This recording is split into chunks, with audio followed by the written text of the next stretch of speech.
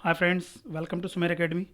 साथियों, हम लोग साइंस पढ़ रहे हैं चैप्टर वाइज, और उस पर जितने भी उसकी थ्योरी हैं उसको डिटेल में स्टडी करने के बाद, कंटेंट पढ़ने के बाद, फिर हम लोग उससे रिलेटेड उस चैप्टर से जितने एमसीक्यूज़ बन सकते हैं, important MCQs point of exam के मद्देनज़र, तो उसको हम लोग सॉल्व कर रहे हैं ताकि चैप्टर वाइज स्टडी में जो भी, एक तो हम लोगों ने पहले थ्योरी पढ़ी है, उसका जो पॉसिबल क्वेश्चंस बन सकते हैं उसको हम लोग कर रहे हैं, ताकि जितने भी इससे क्वेश्चंस बन सकते हैं एग्जाम में, वो कहीं से भी आए क्वेश्चन अगर पूछा जाए एग्जाम में तो हमसे वो छूटने ना पाए।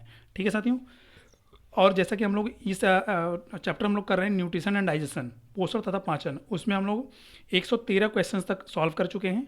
और अभी जैसे मैंने बताया था आपको पहले इस एमसीक्यूज़ के लेक्चर में, फर्स्ट लेक्चर में, कि हम लोग इस चैप्टर से कम मोर देन 150 क्वेश्चंस, 150 से ज़्यादा हम लोग क्वेश्चन इसको करेंगे। ठीक है।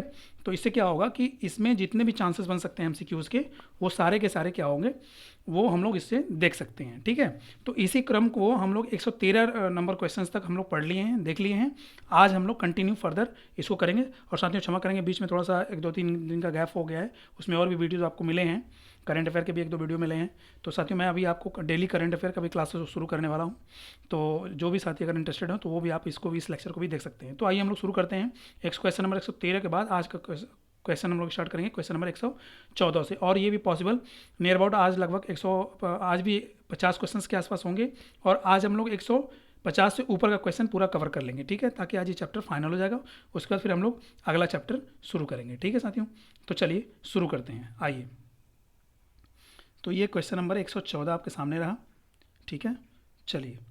और जैसा कि साथियों हम लोग, अच्छा ऑप्शन देखते हैं क्या है। किस विटामिन की कमी से रक्त क्षीणता रोग हो जाता है? ठीक है, बताएं। ऑप्शन है आपके सामने B12, B6, फॉलिक समूह और ये सब। साथियों, हम लोग क्वेश्चंस का जो ऑप्शन टैकल करने का जो हम लोगों ने मेथड अपनाया है, वो मेथड हम लोगों ने कौन सा अपनाया है? Analytical method.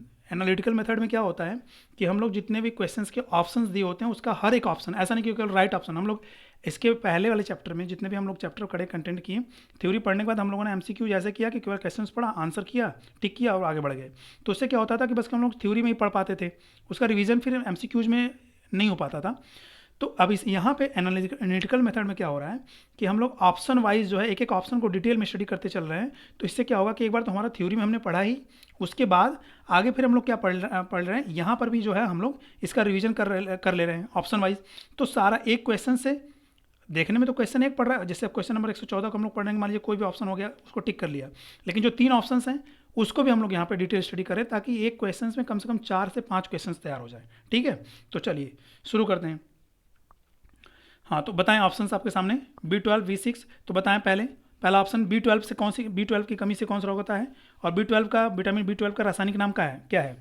बताइए साथियों, आपके सामने क्वेश्चन बताइए। इसको क्या बोलते हैं? साइनोकोबालामीन, है ना, इसका केमिकल नेम क्या है? साइनोकोबालामीन। और साइनोकोबालामीन की कमी से, यानी B12 की कमी से कौन सा रोग होता है? बताइए। तो इसकी कमी से क्या हो जाता है? पर्निसस एनीमिया, जिसको एनीमिया, और इसी को रक्त क्षीणता भी बोलते हैं। ठीक है, रक्त क्षीणता, जो कि आपके ऑप्शन में दिया है, तो इसी को रक्त क्षीणता बोलते हैं, इंग्लिश में एनीमिया बोलते हैं। ठीक है, चलिए तो नेक्स्ट ऑप्शन देख लेते हैं क्या है। एक मिनट में पेन इंक सही कर लो इसका। चलिए, तो ये हो गया इसकी वजह से। तो इसका ऑप्शंस क्या हो जाएगा 114 का राइट आंसर भी क्या हो जाएगा आपका? Option number 1। ठीक है, लेकिन ऑप्शन नंबर बी देखते हैं। अच्छा, विटामिन B6 की कमी से क्या होता है रोग, वो देख लेते हैं। तो विटामिन B6 का रासायनिक नाम क्या है? इसको बोलते हैं पायरिडॉक्सिन। और इसकी कमी से भी क्या रोग होता है? इसकी कमी से भी क्या होता है? डर्मेटाइटिस, जिसको चर्म रोग बोलते हैं। और पेशियों में, मसल्स में ऐठन भी आ जाती है। ठीक है, और फॉलिक एसिड समूह, फॉलिक एसिड से क्या हो जाता है? जो फॉलिक एसिड है, ये भी हमारे बॉडी में क्या करता है? ये हमारी बॉडी में आयरन को बढ़ाता है। ठीक है, जो फॉलिक एसिड होता है हमारी बॉडी में आयरन को इंक्रीज करता है। ठीक है, और इसको फॉलिक एसिड को हम लोग किस नाम से भी जानते हैं? Vitamin B9 to 11। इसको हम लोग फॉलिक एसिड को विटामिन B9 to 11, जब आप हमारा लेक्चर, थ्योरी का लेक्चर देखेंगे तो उसमें जो मैंने चार्ट तैयार करवाया है, उसमें हम आपको ऐसे डिटेल में इसको बताए हैं। ठीक है, विटामिन B9 to 11, यानी 9 से लेकर 11 तक होते हैं। ठीक है, और फॉलिक एसिड की कमी से कौन सा रोग होता है? बताइए। तो फॉलिक एसिड की कमी से कौन सा रोग होता है? एनीमिया या अरक्तता या कुंठित बुद्धि। ठीक है, देखिए मोस्टली क्या है, एनीमिया देखिए बेटा फॉलिक एसिड की कमी से भी होता है, अरक्तता जिसे बोलते हैं, और आपका B6 के वजह से भी होता है। लेकिन जो मेन अगर ऑप्शन इस तरह से आ जाएगा तो जो मेन एनीमिया की रोग के लिए जो जिम्मेदार होता है वो क्या होता है, विटामिन B12। इसकी वजह से पर्निसस एनीमिया जो होता है, जिसको बोलते हैं पर्निसस एनीमिया, यह मेन एनीमिया होता है, ठीक है। इसकी कमी से तो ऑप्शन आपका ऑप्शन नंबर ये, और ये फोर्थ ऑप्शन तो कुछ मतलब ही नहीं है। नेक्स्ट क्वेश्चन क्या है, एक रोगी को नींबू, मौसमी संतरा आदि अधिक खाने की सलाह दी जाती है, तो इसे कौन सा रोग हो सकता है, बताइए। नींबू, मौसमी संतरा आदि खाने, तो मतलब देखिए अभी क्वेश्चन में क्या इशारा मिल रहा है कि खट्टे फल खाने का इशारा हो रहा है। खट्टे फल मतलब किससे मिलता है, खट्टापन हमको किस में से मिलता है, और कौन से विटामिन के लिए वो होता है, क्या स्कर्वी के लिए, क्या बेरी के लिए, क्या पेलाग्रा के लिए, क्या एक्रोमिलेगी के लिए, तो बताएं। तो 115 का ऑप्शन क्या हो जाएगा, ऑप्शन नंबर 115 का ऑप्शन हो जाएगा आंसर ऑप्शन नंबर 1, स्कर्वी रोग उसको होने की चांसेस है। क्यों, क्योंकि स्कर्वी रोग का वो किससे होता है, विटामिन सी की कमी से होता है स्कर्वी रोग, ठीक है। और विटामिन सी जो है किस में मिलता है, ये हमारी जितनी खट्टे फल होते हैं उसमें मिलता है, जैसे नींबू हो गया, आंवला हो गया, मौसमी संतरे हो गए, ठीक है, हरी सब्जियां हो गई, ठीक है। तो इन सबसे हमको विटामिन सी मिलता है, और इसकी कमी से स्कर्वी रोग में क्या हो जाता है कि मसूड़ों से जो है, जिसको कि हम वो बोलते हैं, मसूड़ों से रक्त आने लगता है, दांतें कमज़ोर हो जाती हैं, ठीक है, ये वाला रोग हो जाता है। अब बेरी क्या है, बेरी किस विटामिन की कमी से होता है साथियों, तो विटामिन B1 की कमी से क्या हो जाता है बेरी, और विटामिन B1 का रासायनिक नाम क्या है, थियामिन, क्या है, थियामिन, ठीक है। ये है विटामिन B1 का नाम। अच्छा अगला क्या है, पेलाग्रा किस रोग की किसकी कमी से होता है, बताइए। तो जो पेलाग्रा रोग है वो आपका हो जाता है किसकी, जिसको कि हम लोग इसमें पेलाग्रा रोग में क्या, जिसको किलोसिस बोलते हैं, है ना, होंठ का फटना, ठीक है। और विटामिन डी तो एक तो ये विटामिन B2 की कमी से होता है, और विटामिन B3 जिसको कि निकोटिनिक एसिड कहते हैं, इसकी वजह से हमको पेलाग्रा रोग हो जाता है, ठीक है, और जिसको कि 4D सिंड्रोम भी कहते हैं। तो पेलाग्रा रोग किसकी कमी से, ये विटामिन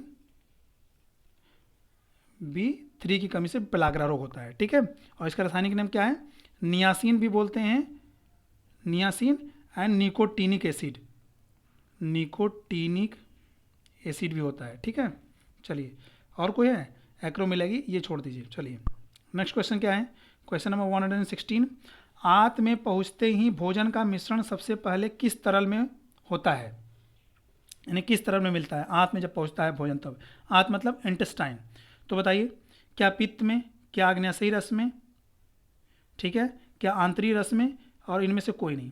चलिए ऑप्शन नंबर 116 का आंसर क्या हो जाएगा, तो आंत की देखिए बात कह रहा है, आंत में पहुंचते ही जो आपका भोजन है वो सबसे पहले किस मिश्रण के साथ मिल जाता है, तो इसका ऑप्शन हो जाएगा क्या, आग्नेयाशयी रस, ठीक है, पैंक्रियाटिक जूस से। क्यों, जो आमाशय में जो है गैस्ट्रिक जूस सिक्रेट होता है, आमाशय का जो एसिडिक मीडियम होता है, जो pH वैल्यू होता है उसका मीडियम जैसा होता है, उसका मीडियम अम्लीय होता है, एसिडिक होता है, ठीक है। गैस्ट्रिक जूस से निकलने वाली जितनी भी हार्मोन एंजाइम्स होती हैं, जितने भी उससे रस निकलने वाले होते हैं उनका माध्यम कैसा होता है, वो अम्लीय होते हैं। और इंटेस्टाइन में निकलने वाले जितने भी रस होते हैं, पाचक रस, उनका माध्यम क्षारीय होता है, एल्कलाई, यानी कि 7 से 7 से ज़्यादा होता है, ठीक है। तो ये आग्नेयाशयी रस हो गया, बात समझ में आ गई। और जो पैंक्रियाटिक जो पित्त है, ये बाइल जो है, बाइल कहाँ से निकलता है, लीवर से।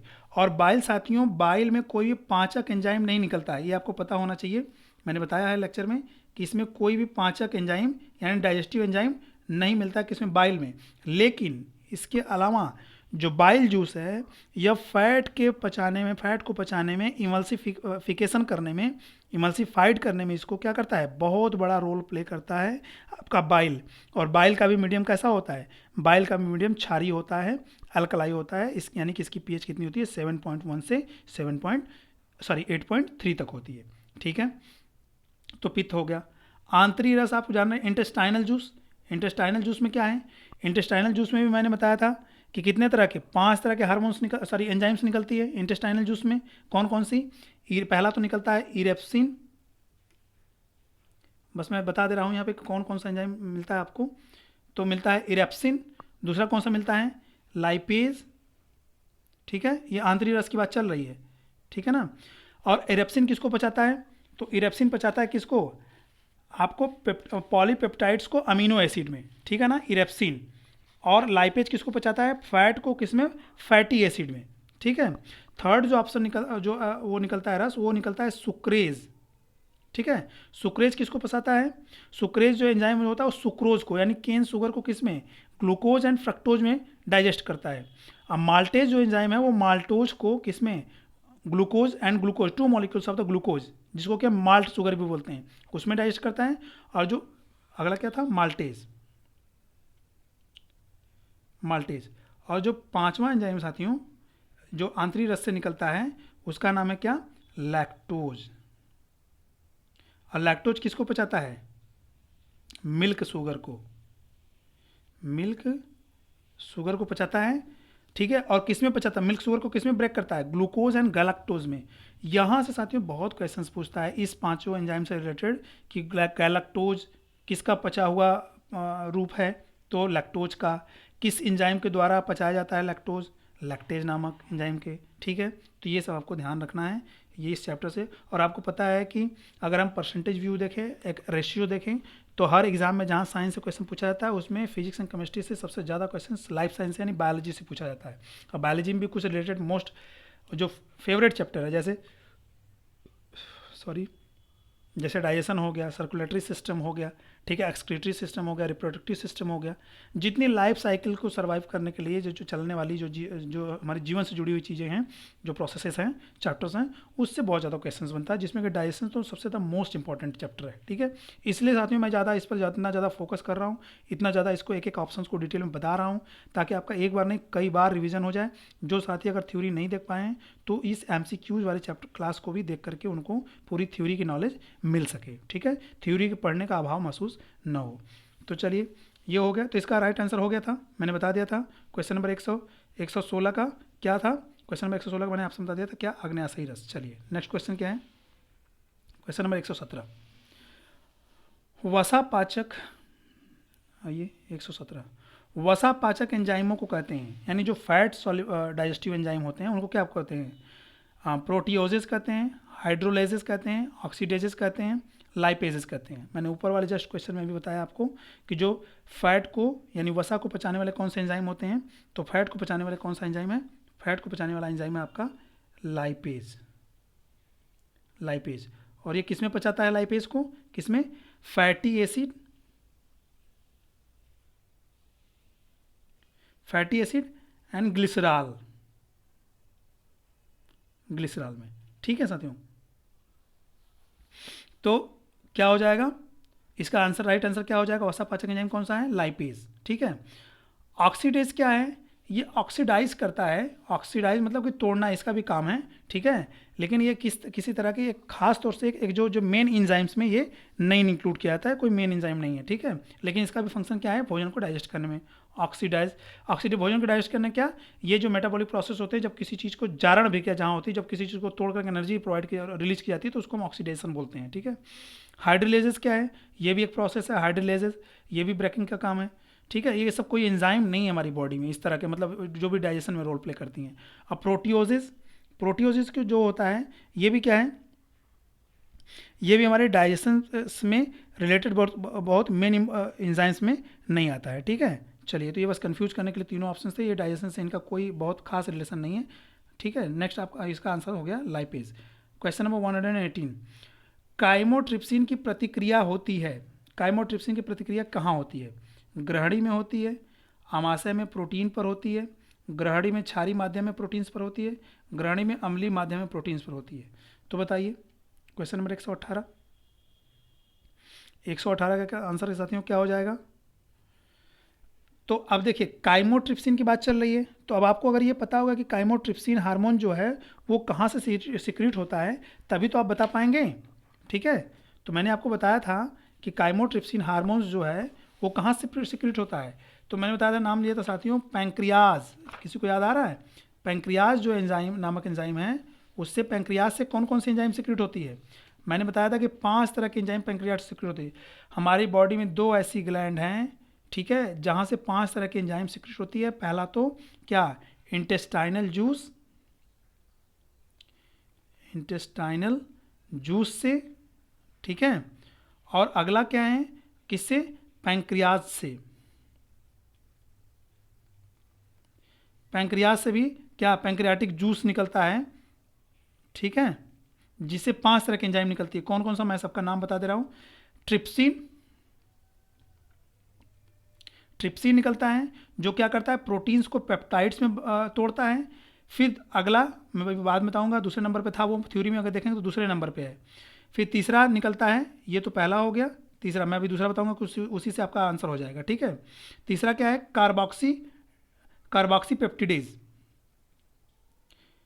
कार्बोक्सी पेप्टिडेज, ठीक है, कार्बोक्सी पेप्टिडेज। यह क्या करता है, यह पॉलीपेप्टाइड्स एंड पेप्टोन्स को किस में, अमीनो एसिड में पचाता है, ठीक है। और इस पैंक्रियाज इन सबका जितने भी एंजाइम मैं यहाँ बता रहा हूँ, इन सबका माध्यम क्षारीय होता है। चौथा जो आप एंजाइम निकलता है वो कौन सा निकलता है, एमाइलेज। एमाइलेज से कौन सा एंजाइम, सॉरी, एमाइलेज किसको पचाता है, स्टार्च को, किसमें, माल्टोज में। और पांचवा जो एंजाइम निकलता है, सिक्रेट होता है इससे, कौन सा, लाइपेज। और लाइपेज क्या करता है, फैट को फैटी एसिड एंड ग्लिसरॉल में। और आपका जो ये पांचवा ऑप्शन था, और जो आपको क्वेश्चन है कि किसको, क्वेश्चन आपका क्या है, काइमोट्रिप्सिन किस पर क्रिया करता है, तो मैंने बताया था कि जो दूसरा हार्मोन इसमें निकलता है वो निकलता है काइमोट्रिप्सिन। और ये क्या करता है, काइमोट्रिप्सिन जो होता है वो प्रोटीन्स एंड पेप्टाइड्स को किसमें, अमीनो एसिड में, अमीनो एसिड में, और किसको, प्रोटीन्स को, ठीक है, प्रोटीन्स को पचाता है, ठीक है।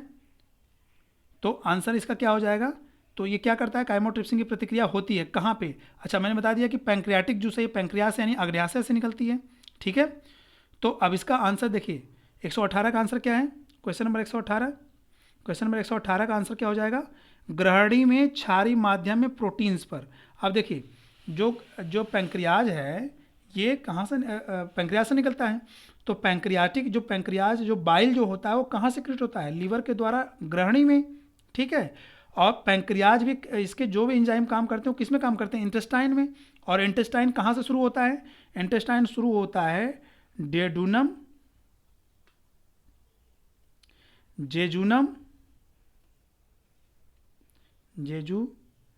जेजुनम और थर्ड इलियम, एल है इलियम, ठीक है। तो जो पूरी हमारी आंत है उस पूरी आंत को 3 पार्ट में बांटा गया है, कौन कौन सा, ड्योडिनम, जेजुनम और इलियम। तो ग्रहणी, और जेजुनम को हिंदी में ग्रहणी, जेजुनम को मध्यांत्र और इलियम को शेषांत्र। तो डेडुनम किसका भाग, डेडुनम को हिंदी में ग्रहणी, और ग्रहणी किसका भाग है, आंत का। और आंत में कौन सी एंजाइम निकलती है, पैंक्रियाटिक एंजाइम्स, ठीक है, पैंक्रियाटिक जूस। तो इसका आंसर क्या हो जाएगा, ग्रहणी में क्षारीय माध्यम में प्रोटीन्स। और क्या करता है काइमोट्रिप्सिन, किसको, प्रोटीन्स को बचाता है, तो प्रोटीन पे काम करता है, ठीक है। देखिए आगे काइमोट्रिप्सिन। अच्छा दूसरी चीज़, क्षारीय माध्यम, देखिए यहाँ पे लिखा है, मैं बार बार आपको साथियों इसका माध्यम जरूर बता रहा हूँ पाचक रसों का, कि कौन सी ये माध्यम में काम करते हैं, अम्लीय माध्यम में काम करते हैं कि क्षारीय माध्यम में, क्योंकि ये भी एग्जाम में पूछा जाता है यहाँ से क्वेश्चन ऐसे, ठीक है। तो इसलिए आप जरूर एक एक बात को ध्यान रखेंगे, ऐसा नहीं कि कोई बात आपको गैर जरूरत की बताई जा रही है, ठीक है। तो अब ये क्षारीय माध्यम, मैंने बार बार बोल रहा हूँ कि जो आंत में जितने वाले निकलने वाले एंजाइम्स हैं, जितने पाचक रस हैं, उन सभी का माध्यम क्षारीय होता है, अल्कलाई होता है, यानी 7 से ऊपर होता है उनका पीएच वैल्यू, ठीक है। तो इसका राइट आंसर हो गया थर्ड, ठीक है। चलिए अच्छा, अब आगे इसका और एनालिटिकल मेथड देख लें। तो पहला क्या है, ग्रहणी में मंड पर। तो ग्रहणी में मंड पर, पहले मंड का पाचन तो ग्रहणी में होता नहीं है। मंड का पाचन यानी स्टार्च, मंड मतलब स्टार्च, स्टार्च का पाचन कहाँ होता है, हमारी सलाइवा में, हमारे मुख में, बक्कल कैविटी में। और कौन से एंजाइम, टाइलिन जिसको बोलते हैं, टाइलिन कह लीजिए, या फिर क्या, एमाइलेज जो होता है वो किसका, मंड का पाचन करता है, ठीक है। तो ये आंसर सीधे गलत हो गया, क्योंकि काइमोट्रिप्सिन मंड का नहीं, प्रोटीन्स पर करता है, ठीक है। और कौन सा इसमें ऑप्शन बच जाता है, आमाशय में प्रोटीन्स पर। तो ये ऑप्शन तो सही है कि प्रोटीन को पचाता है, लेकिन आमाशय में नहीं पचाता है। आमाशय में प्रोटीन्स को कौन पचाता है, जो आमाशय में प्रोटीन्स होती है उसको आमाशयी प्रोटीन को जो पचाता है, यहाँ पर भी प्रोटीन्स को पचाया है, ठीक है, काइमोट्रिप्सिन। और आमाशय में प्रोटीन्स है, लेकिन आमाशय में जो प्रोटीन्स होता है उसको पचाने वाला कौन सा एंजाइम है, पेप्सिन है। देखिए याद रखिएगा, कंफ्यूजिंग है यहाँ पे। कुछ लोग आमाशय में प्रोटीन से भी मार सकते हैं आंसर, लेकिन उसमें जो आमाशय में जो निकलने वाले एंजाइम है वो पेप्सिन है। वो पेप्सिन प्रोटीन को पचाती है किसमें? पेप्टोन्स में, किसमें? पेप्टाइड्स में। ठीक है, बात समझ में आ रही है?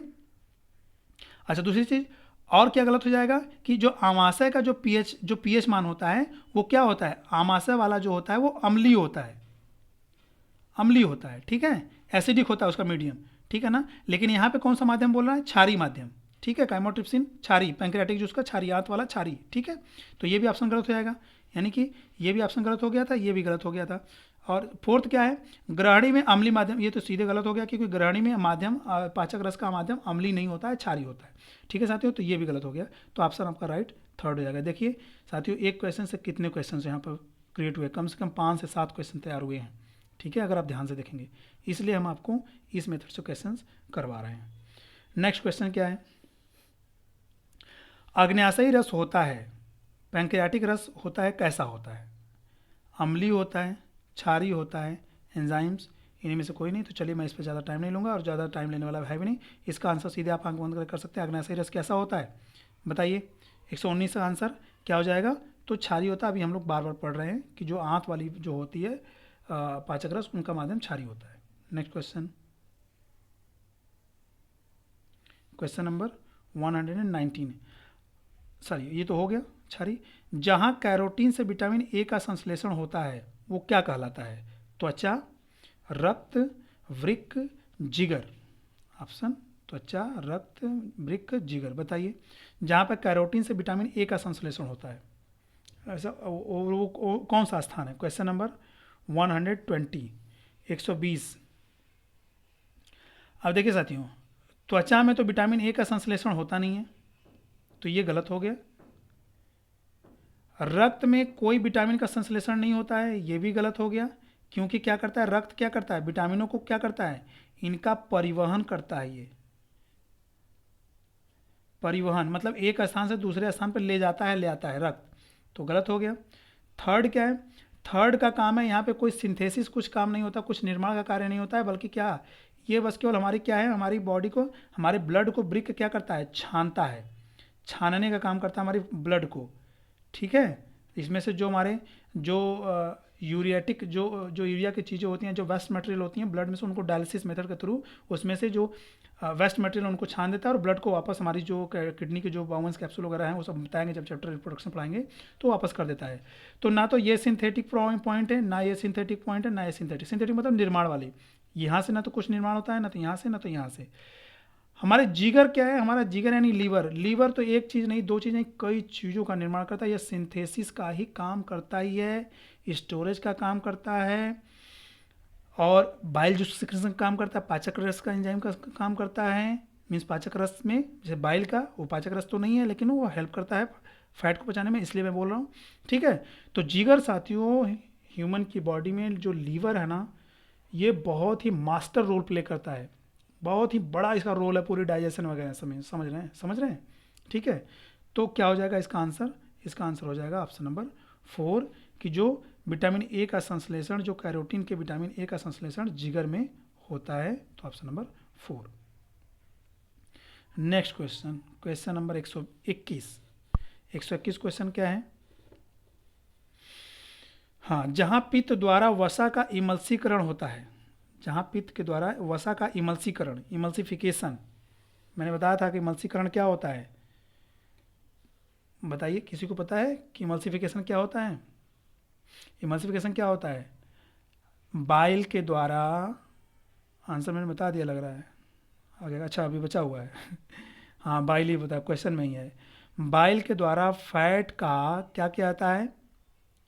काइलोमाइक्रोन्स के तहत इनको फैट को पचाने में हेल्प किया जाता है, जिसको कि हम इमल्सिफिकेशन या इमल्सी करण कहते हैं। ठीक है, ये होता है इमल्सीकरण। चलिए, तो ये बाइल के द्वारा होता है। क्वेश्चन क्या पूछा है? जहाँ पित्त द्वारा। अच्छा, अब एक चीज ये भी क्लियर होगा कि ये पित्त के द्वारा होता है, बाइल के द्वारा हो गया। ठीक है, और क्या है? अब ये स्थान पूछ रहा है कि संश्लेषण होता है, सॉरी हाँ, ये इमल्सीकरण होता है कहाँ पे? इलियम में, आमाशय में, जिगर में, या ग्रहणी में। तो कहाँ होता है मैंने बताया था, ठीक है, अगर आपको पता होगा, अभी तो मैंने बता ही दिया। और ये मैंने बता दिया कि बाइल का सिक्रेशन कहाँ से होता है, तो जाहिर सी बात है कि बाइल का सिक्रेशन होता है जिगर से, ठीक है। और बाइल क्या करता है, इमल्सिफिकेशन का काम करता है, इमल्सीकरण का काम करता है बाइल, और ये सिक्रेट होता है जिगर से। तो ये क्या हो जाएगा, इसका ऑप्शन नंबर थर्ड इसका राइट आंसर हो जाएगा, ठीक है। चलिए नेक्स्ट क्वेश्चन, क्वेश्चन नंबर 122। घाव भरने में कौन सा विटामिन सहायक होता है, vitamin C, vitamin A, vitamin B, और कौन सा है, विटामिन डी। बताइए, बहुत ही इंटरेस्टिंग क्वेश्चन, बहुत बड़े क्वेश्चन, एग्जाम में पूछे जाने का पूरा चांसेस है इसका, कि कौन घाव भरने में हेल्प करता है विटामिन। क्वेश्चन नंबर 122 का आंसर। तो विटामिन ए क्या काम करता है, विटामिन ए का काम क्या है, विटामिन ए का काम है क्या, यह हम जीरोफ्थैल्मिया रोग इसकी कमी से होता है विटामिन ए से, जिसको रतौंधी बोलते हैं। तो ये क्या काम करता है, ये हमारी आंखों की रोशनी के लिए ये रिस्पॉन्सिबल हो गया, तो घाव भरने से उसका कोई मतलब नहीं रहा। विटामिन बी क्या करता है, बी कॉम्प्लेक्स, ये हमारी जो डिफरेंट तरह की जो हमारी बॉडी में जो रोग होते हैं, बालों का सफ़ेद होना, बेलाग्रा, चमड़े का रोग होना, एनीमिया का रोग होना, स्कर्वी का रोग होना, होठों का फटना, किलोसिस होना, डर्मेटाइटिस होना, बेलाग्रा इसे बोलते हैं। तो ये भी क्या घाव भरने में काम करता है, लेकिन उतना काम नहीं करता है जितना दूसरा विटामिन काम करता है। विटामिन डी घाव भरने में नहीं, इसका सीधे सीधे सूखा रोग के लिए इसकी कमी से सूखा रोग हो जाता है, ठीक है, रिकेट्स रोग हो जाता है। तो हमारा जो घाव भरने में जो मेन विटामिन काम करता है वो ऑप्शन नंबर सी, यानी किसी को अगर चोट लगती है कहीं, जल्दी जल्दी उसको फुंसी वगैरह होता है, तो उसकी बॉडी में विटामिन सी की कमी है। और क्या है, घाव उसका जल्दी अगर नहीं भरता है, ठीक नहीं होता, तो उसकी बॉडी में विटामिन सी कमी है, यानी वो खट्टे फलों का सेवन करे, वह विटामिन सी को अपनी बॉडी में इंक्रीज करे उसका लेवल को, ठीक है। चलिए नेक्स्ट क्वेश्चन हम लोग देखते हैं 123 क्या है, रतौंधी के लिए जिम्मेदार विटामिन। रतौंधी के लिए कौन जिम्मेदार है, मैं इस पर समझ लूँगा। Option number A vitamin C, scurvy के लिए विटामिन डी, रिकेट्स के लिए विटामिन ई। अच्छा चलिए, अब ए सी लगे हाथों एक चीज़, विटामिन ए का इस केमिकल नेम बताइए, विटामिन ए का रासायनिक नाम क्या है, तो विटामिन ए का रासायनिक नाम क्या है, इसका विटामिन नाम रेटिनॉल। विटामिन सी का रासायनिक नाम क्या है बताइए, विटामिन सी का रासायनिक नाम इसको बोलते हैं एस्कॉर्बिक एसिड। विटामिन डी का क्या बोलते हैं, विटामिन डी का रासायनिक नाम क्या है, कैल्सीफेरॉल। और विटामिन ई का क्या रासायनिक नाम है, टोकोफेरॉल। देखिए आपको कैल्सीफेरॉल और टोकोफेरॉल ये बोलते हैं कैल्सीफेरॉल, ठीक है। विटामिन डी, कैल्सीफेरॉल और टोकोफेरॉल में बहुत आपको कन्फ्यूजन होता है ना, तो ये इसको कोड करने के लिए, इसको याद करने के लिए, ये सी और डी दोनों का नाम कहाँ शुरू हो, या विटामिन डी हो गया, और इसका नाम किससे शुरू हो रहा है, सी से, विटामिन डी के लिए सी से, तो भैया सी और डी का आपस में पेयर है, ठीक है, विटामिन डी सी कैल्सीफेरॉल, ठीक है। यहाँ से इसको आप कोड करके ऐसे लर्न कर सकते हैं, क्योंकि टोकोफेरॉल और कैल्सीफेरॉल में बहुत कन्फ्यूजन होता है, क्योंकि अब विटामिन डी के बाद तुरंत ई पढ़ना भी होता है, क्योंकि क्या ये एडेक है, ये क्या है, वसा में soluble fat soluble vitamin. Fat soluble vitamin कौन से हैं बताइए, चलिए यहीं पर रिवीजन हो जाए कि जो फैट सॉल्युबल विटामिन कौन से हैं, तो हमारे एडेक, मैंने बताऊँ मैं, फैट सॉल्युबल जो विटामिन है वो क्या है, एडेक। इसके लिए बहुत अलग अलग तरह से लोग कोड भी बना रखे हैं, लेकिन कोड की तरफ जाने के 4 थोड़े लेटर आपको नहीं याद होगा तो फिर क्या याद होगा। Vitamin A, vitamin D, vitamin E, vitamin के, ये सब क्या है, फैट सॉल्युबल है, ठीक है। और वाटर सॉल्युबल जो क्या होते हैं, वाटर सॉल्युबल विटामिन कौन से हैं, वाटर, तो क्या है, विटामिन बी कॉम्प्लेक्स एंड सी, ये दोनों वाटर सॉल्युबल विटामिन है, ठीक है, काम खत्म, रासायनिक नेम हो ही गया सबका, ठीक है।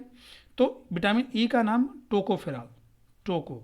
और विटामिन ई की कमी से कौन सा रोग हो जाता है बताइए, जनन क्षमता में कमी हो जाती है ना, यानी कि रिप्रोडक्शन में जो है वो ये प्रॉब्लम क्रिएट करता है विटामिन ई। चलिए नेक्स्ट क्वेश्चन क्या है अगला, तो इसका आंसर हो गया ना, हाँ रतौंधी के लिए ऑप्शन नंबर ए।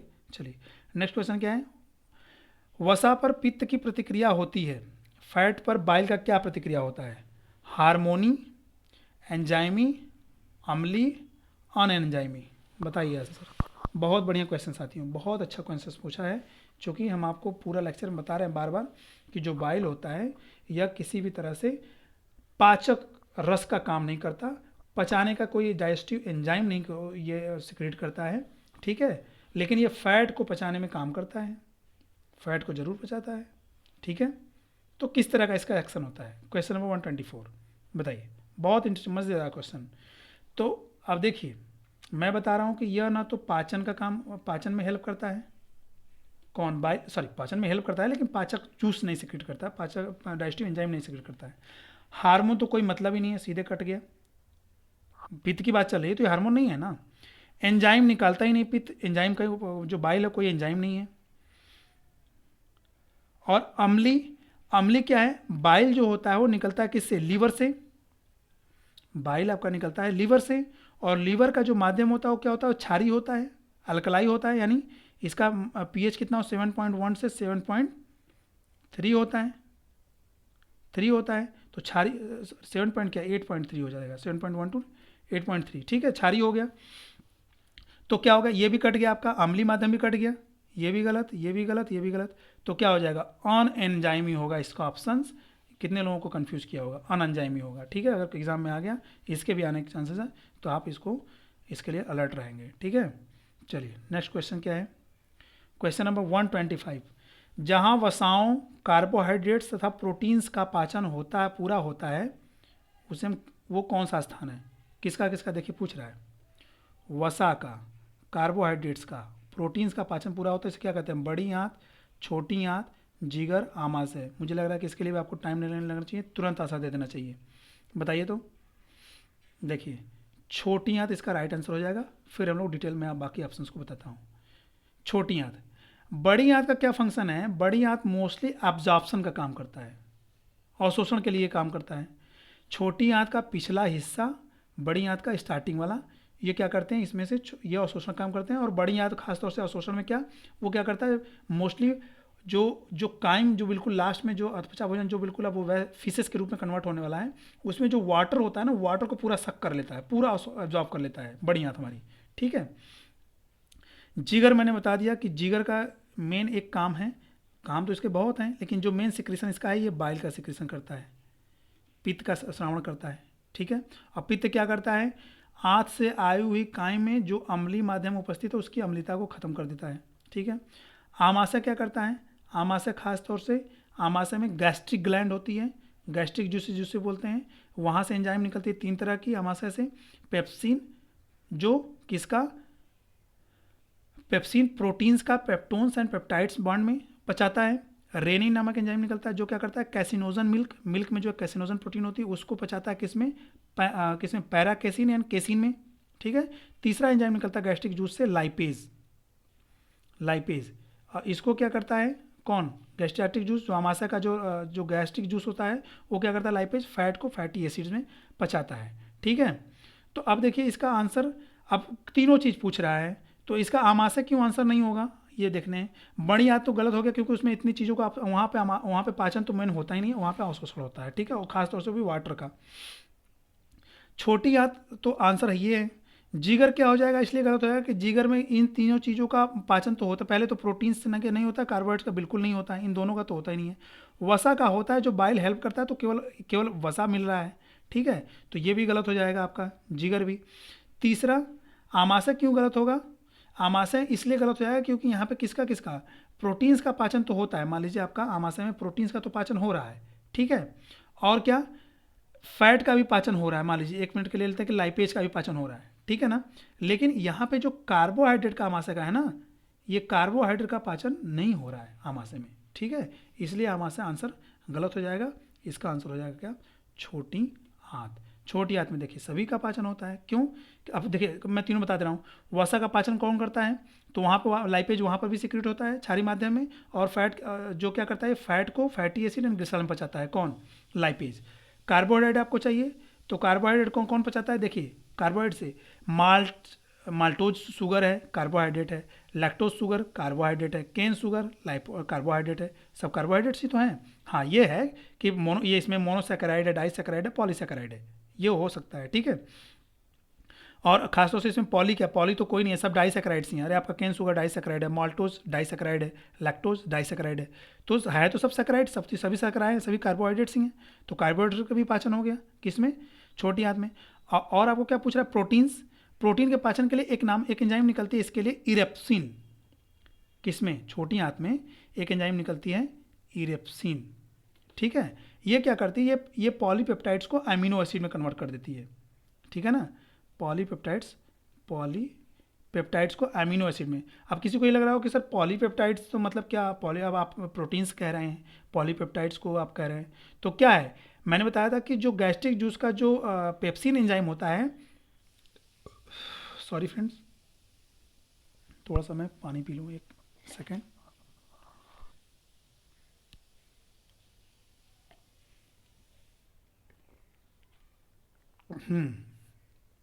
तो यहाँ पर देखिए क्या है, छोटी आंत में पॉलीपेप्टाइड्स को पचा करके अमीनो एसिड में कन्वर्ट करता है कौन? इरेप्सिन।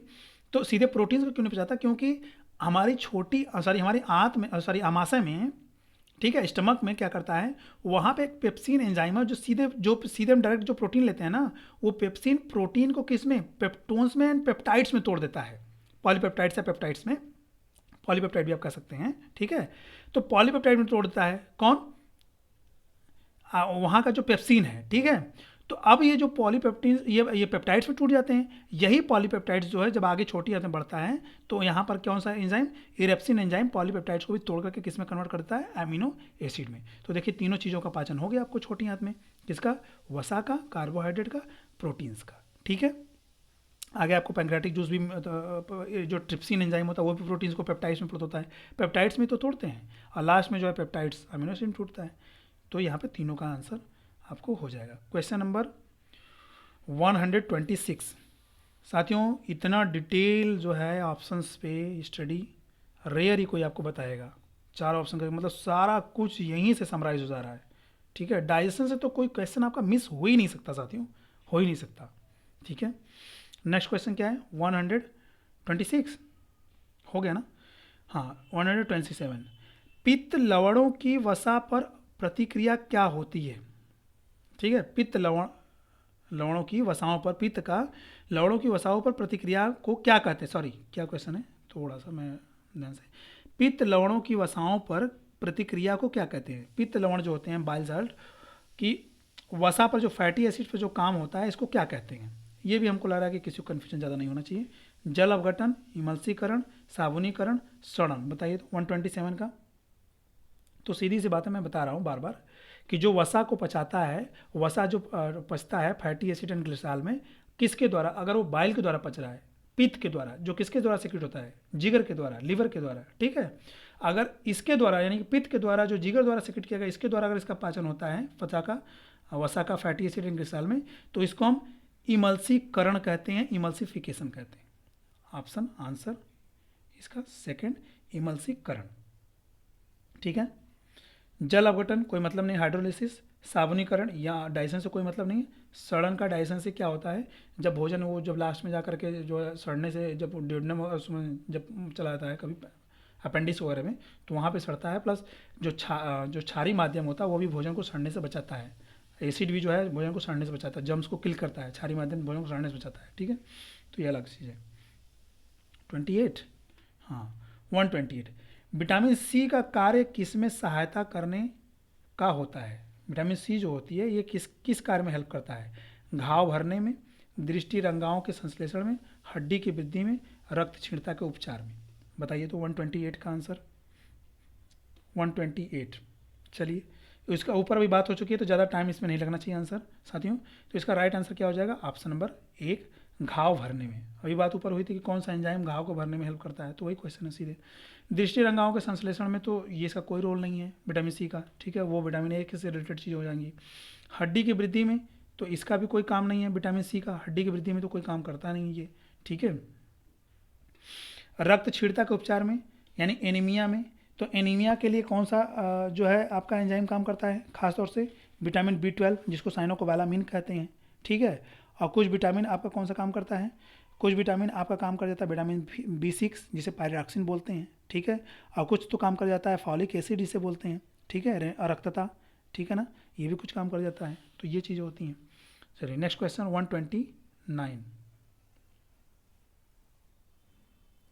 129 क्या है?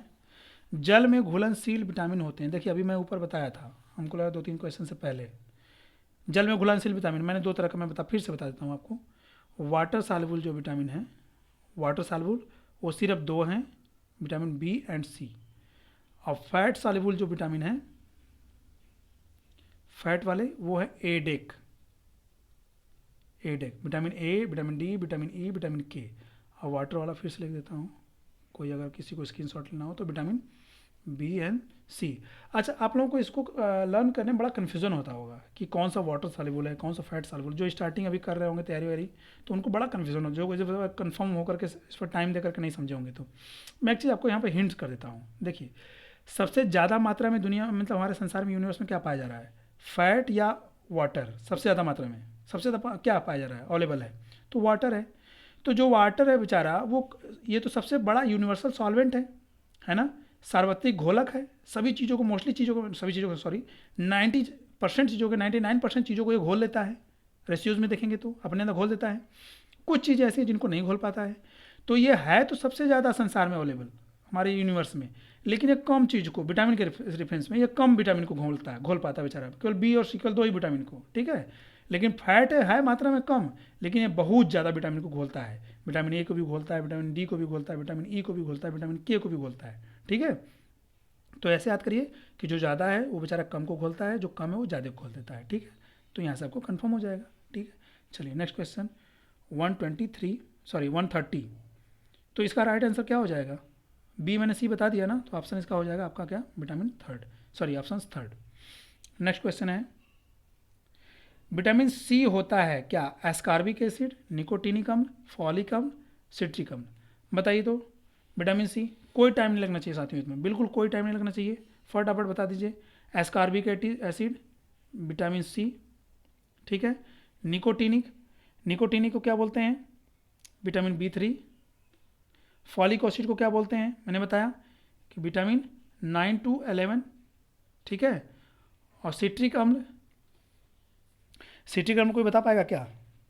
किसी को है आइडिया लग रहा है सिट्रिक अम्ल क्या होता है? अरे भैया, सिट्रिक अम्ल क्या है? ये हमारी यहाँ से विटामिन का रिलेटेड अम्ल नहीं है। हालांकि सिट्रिक अम्ल जो है खट्टे चीज़ों में मिलता है, ये भी सिट्रिक अम्ल भी खट्टे चीज़ों में, ठीक है। तो इनको हम विटामिन सी से कोरिलेट कर सकते हैं, लेकिन ये किसी खास विटामिन के नाम पे नहीं जानता। आप विटामिन सी से इसको लेकिन कोरिलेट कर सकते हैं, ठीक है। चलिए नेक्स्ट क्वेश्चन देखते हैं। अगला क्वेश्चन आइए साथी, क्या है 131। यदि माध्यम का pH 2.5 हो तो प्रोटीन पाचन किस एंजाइम से होगा? बहुत बढ़िया क्वेश्चन, एकदम इंपॉर्टेंट साथियों, स्टार लगा सकते हैं आप इस पर। यदि माध्यम का pH, देखिए pH के रेफरेंस पे काम किया है साथियों। जो ये सब क्वेश्चंस हो रहा है ना, ये NTPC से लेकर के PCS IAS तक के, UPSC तक के लिए क्वेश्चन है। TST में भी काम आने वाला बायोलॉजी सेक्शन के बच्चे हैं। इतना डीप स्टडी देखिए जिसको हर किसी को पता होना चाहिए। पहले तो ये देखिए, इस क्वेश्चन से 2-3 चीज़ें पता होना चाहिए। उसको हर एंजाइम का जो है उसका pH वैल्यू अगर उसको पता होना चाहिए। एंजाइम की pH वैल्यू, किस एंजाइम की कितनी pH होती है, वो एसिडिक होता है कि एसिडिक नेचर का है कि क्षारीय नेचर का है, अल्कलाई नेचर का है। दूसरा क्या उसको पता होना चाहिए? प्रोटीन पाचक एंजाइम उसको पता होना चाहिए कि कौन सा एंजाइम हो जो होता है, जो काम करता है, प्रोटीन को पचाता है। तो एक ही क्वेश्चन से 2-3 तरह का क्वेश्चन उसमें क्रिएट होते हैं। बात समझ आ रही है? चलिए हम लोग बताता हूँ मैं आपको एकदम डिटेल में। पहला देख लेता हूँ कि प्रोटीन पाचक एंजाइम कौन सा होता है। तो प्रोटीन को पचाने वाले 2 तरह के एंजाइम है, मैं बता दे रहा हूँ। 2 एंजाइम है, पेप्सिन। अभी मैं बताऊंगा कि कौन सा कहाँ से सीक्रेट होता है और कौन सा क्या माध्यम होता है, आप भी तुरंत आप ही खुद ही आंसर कर देंगे। एक तो पेप्सिन है प्रोटीन को पचाने के लिए, दूसरा क्या है, ट्रिप्सिन है,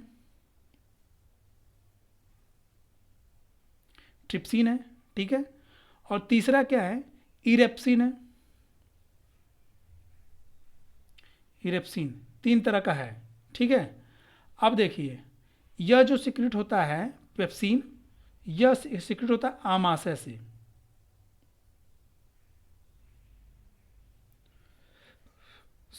आमाशय से। ट्रिप्सिन जो सीक्रेट होता है ये होता है पैंक्रियाज से, अग्न्याशय से, पैंक्रियाज, अग्न्याशय।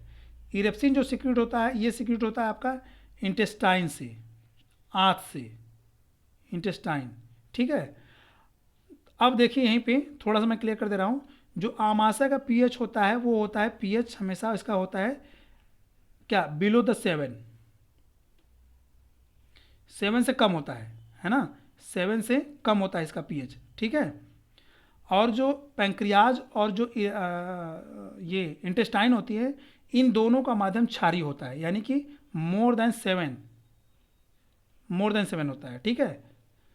तो बात चल रही है pH 2.5, यानी कि ये हो गया एसिडिक हो गया इसका माध्यम, ठीक है।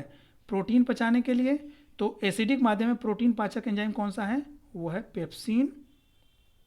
क्वेश्चन क्या पूछा है, किस एंजाइम से होता है, आंसर आपका पेप्सिन 131। निकल गया आंसर, एकदम क्लियर, कोई कंफ्यूजन, नो कंफ्यूजन। लाइपेज क्या पचाता है, ज़्यादा समय नहीं लगा, फैट को फैटी एसिड और ग्लिसरॉल में 2 जगह निकलता है, पैंक्रियाटिक जूस में और इंटेस्टाइन में, इससे ज़्यादा और कुछ नहीं, बार बार नहीं बताऊंगा। एंक्रोकाइनेज छोड़ दीजिए। ट्रिप्सिन अभी बताया हूँ कि पैंक्रियाटिक जूस से निकलता है, माध्यम क्षारीय होता है, ठीक है, और ये छोटी आंत के में काम करता है। चलिए नेक्स्ट, मतलब ड्यूडेनम जेजुनम इलियम में काम करता है, छोटी आंत में तो एक अलग एंजाइम निकलता ही है, ठीक है, इरेप्सिन। नेक्स्ट क्वेश्चन, प्रोटीन के जल अपघटन बंधों को क्या कहते हैं। प्रोटीन के जो जल अपघटन हाइड्रोलिसिस जो होती है उसके बांड को क्या कहते हैं, peptide bond, ester bond, diester bond, glycosidic bond. बताइए तो, क्वेश्चन नंबर 132 का बताइए, कोई बता पाएगा क्या। देखिए क्या कह रहा है, प्रोटीन्स के जल अपघटन बंधों को क्या कहते हैं, तो इसका आंसर हो जाएगा क्या, 132 का आंसर हो जाएगा क्या, एस्टर बांड। एक्चुअली जो प्रोटीन्स के जो अणु होते हैं ना, जो प्रोटीन के आपस में जो बॉन्ड, जो प्रोटीन्स के अणुओं के बीच की जो बांड होती है वो एस्टर बांड होती है, एस्टर बांड के द्वारा वो आपस में जुड़े होते हैं। बात समझ में आ रही है। डिस्टर कोई मतलब नहीं होता है, ये ऐसा कुछ होता है नहीं है। ग्लाइकोसिडिक बांड क्या है, ग्लाइकोजन में, ग्लाइकोसिडिक बांड किस में काम करता है, ग्लाइकोजन के मॉलिक्यूल्स के जो ग्लूकोज के मॉलिक्यूल्स होते हैं वो ग्लूकोज के मॉलिक्यूल्स ग्लाइकोसिडिक बांड के द्वारा जुड़ते हैं और कन्वर्ट हो जाते हैं किस में, ग्लाइकोजन में, ठीक है। ग्लाइकोजन, और ग्लाइकोजन कहाँ स्टोर होता है, लीवर में। जब हमारी ब्लड में शुगर का लेवल बहुत ज़्यादा बढ़ जाता है, शुगर अधिक मात्रा में होता है, तो हमारा लीवर जो क्या करता है, ग्लाइकोजिनेसिस प्रोसेस के थ्रू ग्लाइकोसिडिक बांड के द्वारा जो शुगर के जो अणु होते हैं, शुगर के जो अणु होते हैं जो शर्कराओं के, उनको आपस में बांध देता है, कौन से, ग्लाइकोसिडिक बांध के द्वारा उनको आपस में एक दूसरे से क्या, जैसे बहुत ढेर सारा लकड़ी हम आपके घर में सामान होता है तो क्या करते हैं, एक गठरी में बांध करके उसको रख देते हैं। ऐसे ही अगर ब्लड में शुगर ज़्यादा बढ़ गया तो हमारा जो लीवर होता है ग्लाइकोसिड इन सभी को पकड़ करके एक रस्सी लगा के बांधता है, कौन सा रस्सी, ग्लाइकोसिडिक बांध रस्सी के द्वारा बांध करके उठा के अपने लीवर घर में रख देता है, चलो रहो इधर, जब कम होगा तो तुम लोगों को छोड़ेंगे जाना उसमें, ठीक है। तो ये हो गया आपका ग्लाइकोसिडिक बांड, ठीक है। एस्टर बांड बताई दिया। प्रोटीन्स, पेप्टाइड बांड जो होते हैं वो क्या होते हैं, पेप्टाइड बांड, ये पेप्टाइड में टूटता है, प्रोटीन जब पचता है तो पेप्टाइड्स में टूटता है, ये कोई बांड नहीं है, ठीक है। चलिए नेक्स्ट, पेप्सिन का श्रावण किस में होता है, आंत में, जिगर में, जनत कोशिका यानी गैनोट्स में, गोनाइड्स में, आमाशय में। तो ये तो सीधे आंसर कट जाएगा, ये रिप्रोडक्शन से रिलेटेड है। पेप्सिन का श्रावण पूछ रहा है। अब देखिए मैंने बताया ना कि पेप्सिन पहले तो किसको पचाता है, पेप्सिन प्रोटीन को, ठीक है।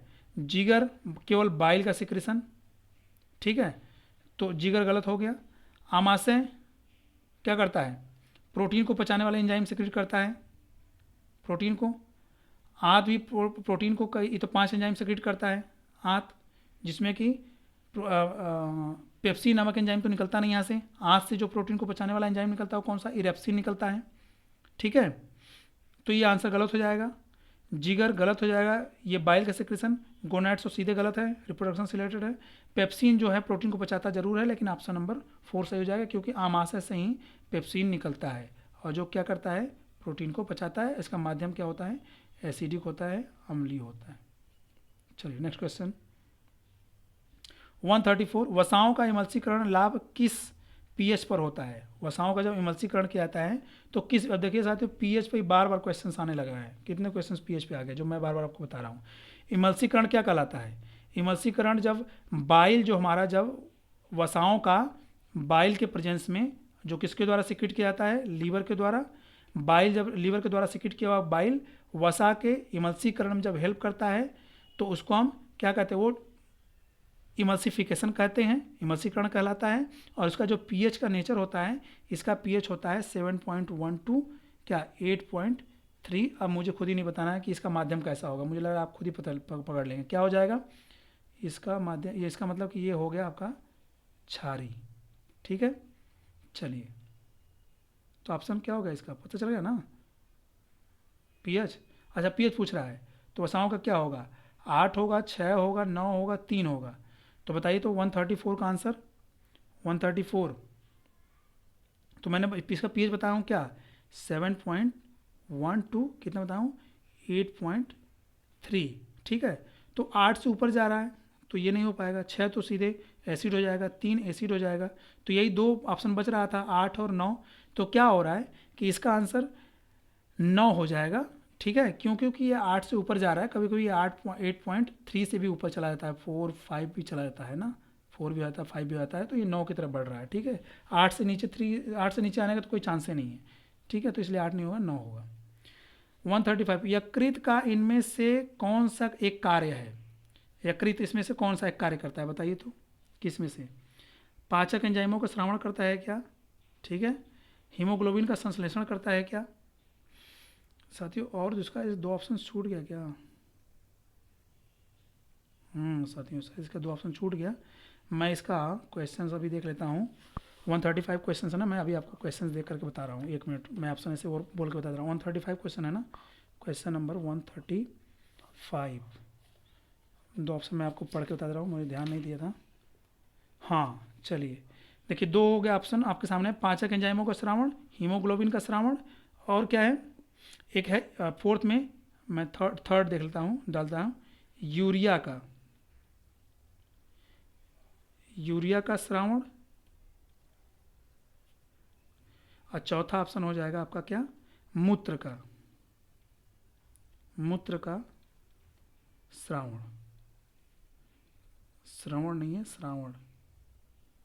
चलिए बताइए तो 4 ऑप्शन आपके सामने हो गए।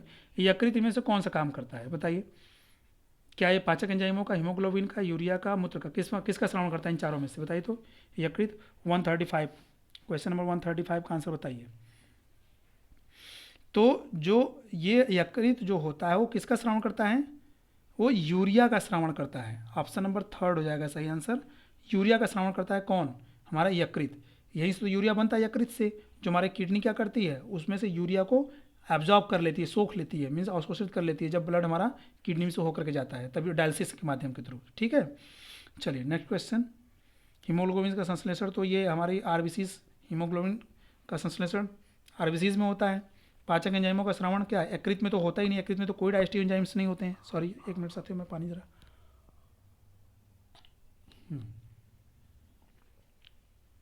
चलिए, पाचक एंजाइमों का श्रावण यकृत में नहीं होता है, तो ये भी गलत हो गया, ये भी गलत हो गया। मूत्र का श्रावण कभी सीधे बॉडी में नहीं होता है, मूत्र सीधे नहीं श्रावित किया जाता है, यूरिया श्राव संश्लेषण होता है, मूत्र में कन्वर्ट हो जाता है, उसको मूत्र बोलते हैं बाहर वाली चीज़ को, जब हम उसको यूरिनेशन करते हैं तब उसको मूत्र बोलते हैं, अंदर तो यूरिया वगैरह का फॉर्म में रहता है। ठीक है, तो क्वेश्चन नेक्स्ट हम लोग देखेंगे अब 135। चलिए हम लोग साथियों 150 क्वेश्चन करने वाले हैं आज, लास्ट है इसका लेक्चर पार्ट का, मीन्स क्वेश्चन आंसर सेशन का, पोषण और पाचन से। ठीक है, क्वेश्चन नंबर 136, हमारे भोजन में मुख्यतः होता है, हमारे भोजन में मुख्यतः क्या होता है बताइए तो। क्या ग्लूकोज मुख्यतः होता है, सुक्रोज होता है, कार्बोहाइड्रेट्स होता है, सेलुलोज होता है। ये भी आंसर साथियों बढ़िया क्वेश्चन हैं, लेकिन ईजी तो है, लेकिन मिस्टेक होने के चांसेस हो सकते हैं। ठीक है, क्वेश्चन नंबर 136 बताएं, ग्लूकोज भी है बढ़िया, कार्बोहाइड्रेट्स भी बढ़िया है, सेलुलोज मान लीजिए गलत हो जाएगा, सुक्रोज भी है, हो सकता है किसी को लग सकता है, तो बताइए तो इसका राइट आंसर 130 के साथ साथियों क्या हो जाएगा, कार्बोहाइड्रेट्स, ऑप्शन नंबर 3। हमारी भोजन का मुख्य सोर्स क्या होता है, वो कार्बोहाइड्रेट्स होता है। क्यों, क्योंकि कार्बोहाइड्रेट्स हम ग्लूकोज, फ्रक्टोज, सुक्रोज, जितने भी हमारे सैकराइड्स हैं ना, शुगर्स हैं, उनको सबको मिला करके हम कार्बोहाइड्रेट्स बोलते हैं। ठीक है, ग्लूकोज तो केवल एक यूनिट का मोनोमर का हो जाएगा, ग्लूकोज बोलेंगे, मीन्स मोनोसेक्राइड, यानी जब एक शुगर की एक अणु होती है तो उसको हम ग्लूकोज बोलते हैं, मोनोसेक्राइड्स जिसको ग्लूकोज बोलते हैं। लेकिन जब 2 हो जाता है, जैसे सुक्रोज हो गया, माल्टोज हो गया, तो वो भी तो शुगर ही है, तो उसमें आप क्या कैसे ग्लूकोज कहेंगे, ग्लूकोज तो उसको कह नहीं पाएंगे, उसको फिर सुक्रोज कहना पड़ेगा, माल्टोज कहना पड़ेगा। ठीक है, तो अब क्या है, तो हम ग्लूकोज नहीं कह सकते हैं। ठीक है ना, शुगर हमारी बॉडी का मेन, हमारे भोजन का मेन सोर्स क्या है, शर्करा है। शुगर है, और सभी शर्कराओं को, सभी शुगर को मिला करके हम कार्बोहाइड्रेट्स कहते हैं, उसका नाम है क्या, कार्बोहाइड्रेट्स या शर्कराएं।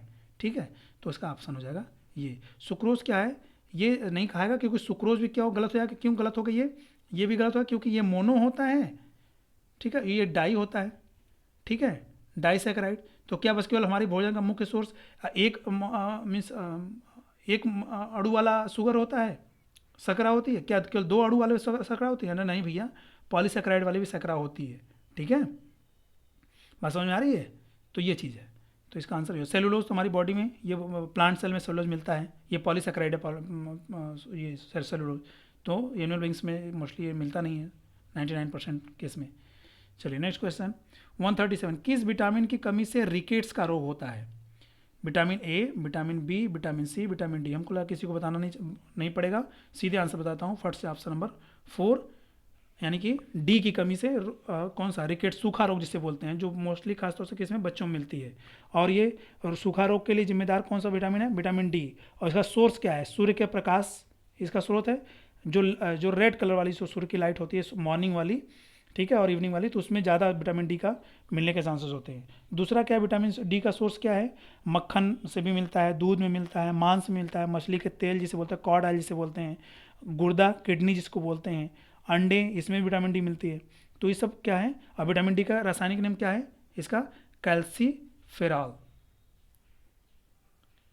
कैल्सीफेरॉल, ठीक है, विटामिन डी का रासायनिक नाम।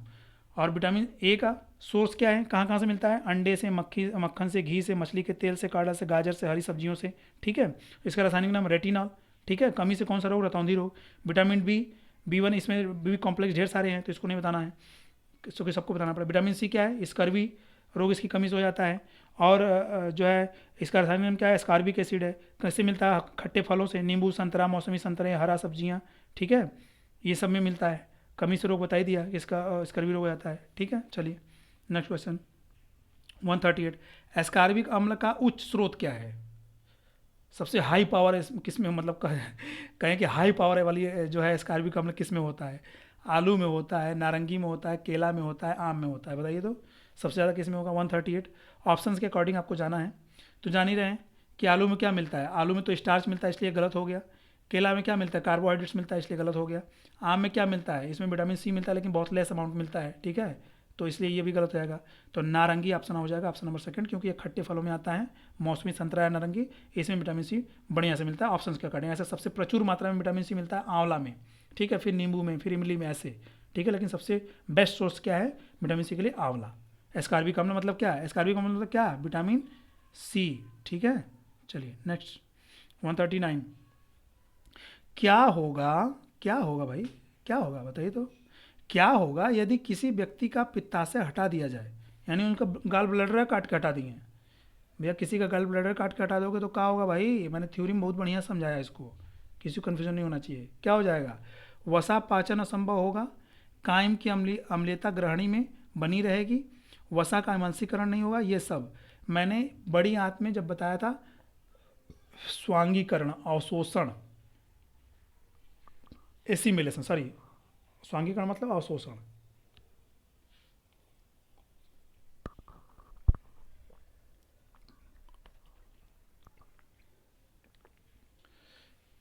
चलिए पानी पी रहा था साथियों, बताइए दो, सॉरी क्या है बताइए। तो इसका आंसर क्या हो जाएगा, हाँ क्या दिया है, फिर से चलिए अब एनालिसिस करते हैं, देखते हैं कि क्वेश्चन का क्या है। अगर किसी व्यक्ति का पित्ताशय आप हटा देंगे भैया, ठीक है, ब्लैडर निकाल देंगे, तो क्या हो जाएगा, वसा का पाचन असंभव होगा, क्वेश्चन नंबर 139।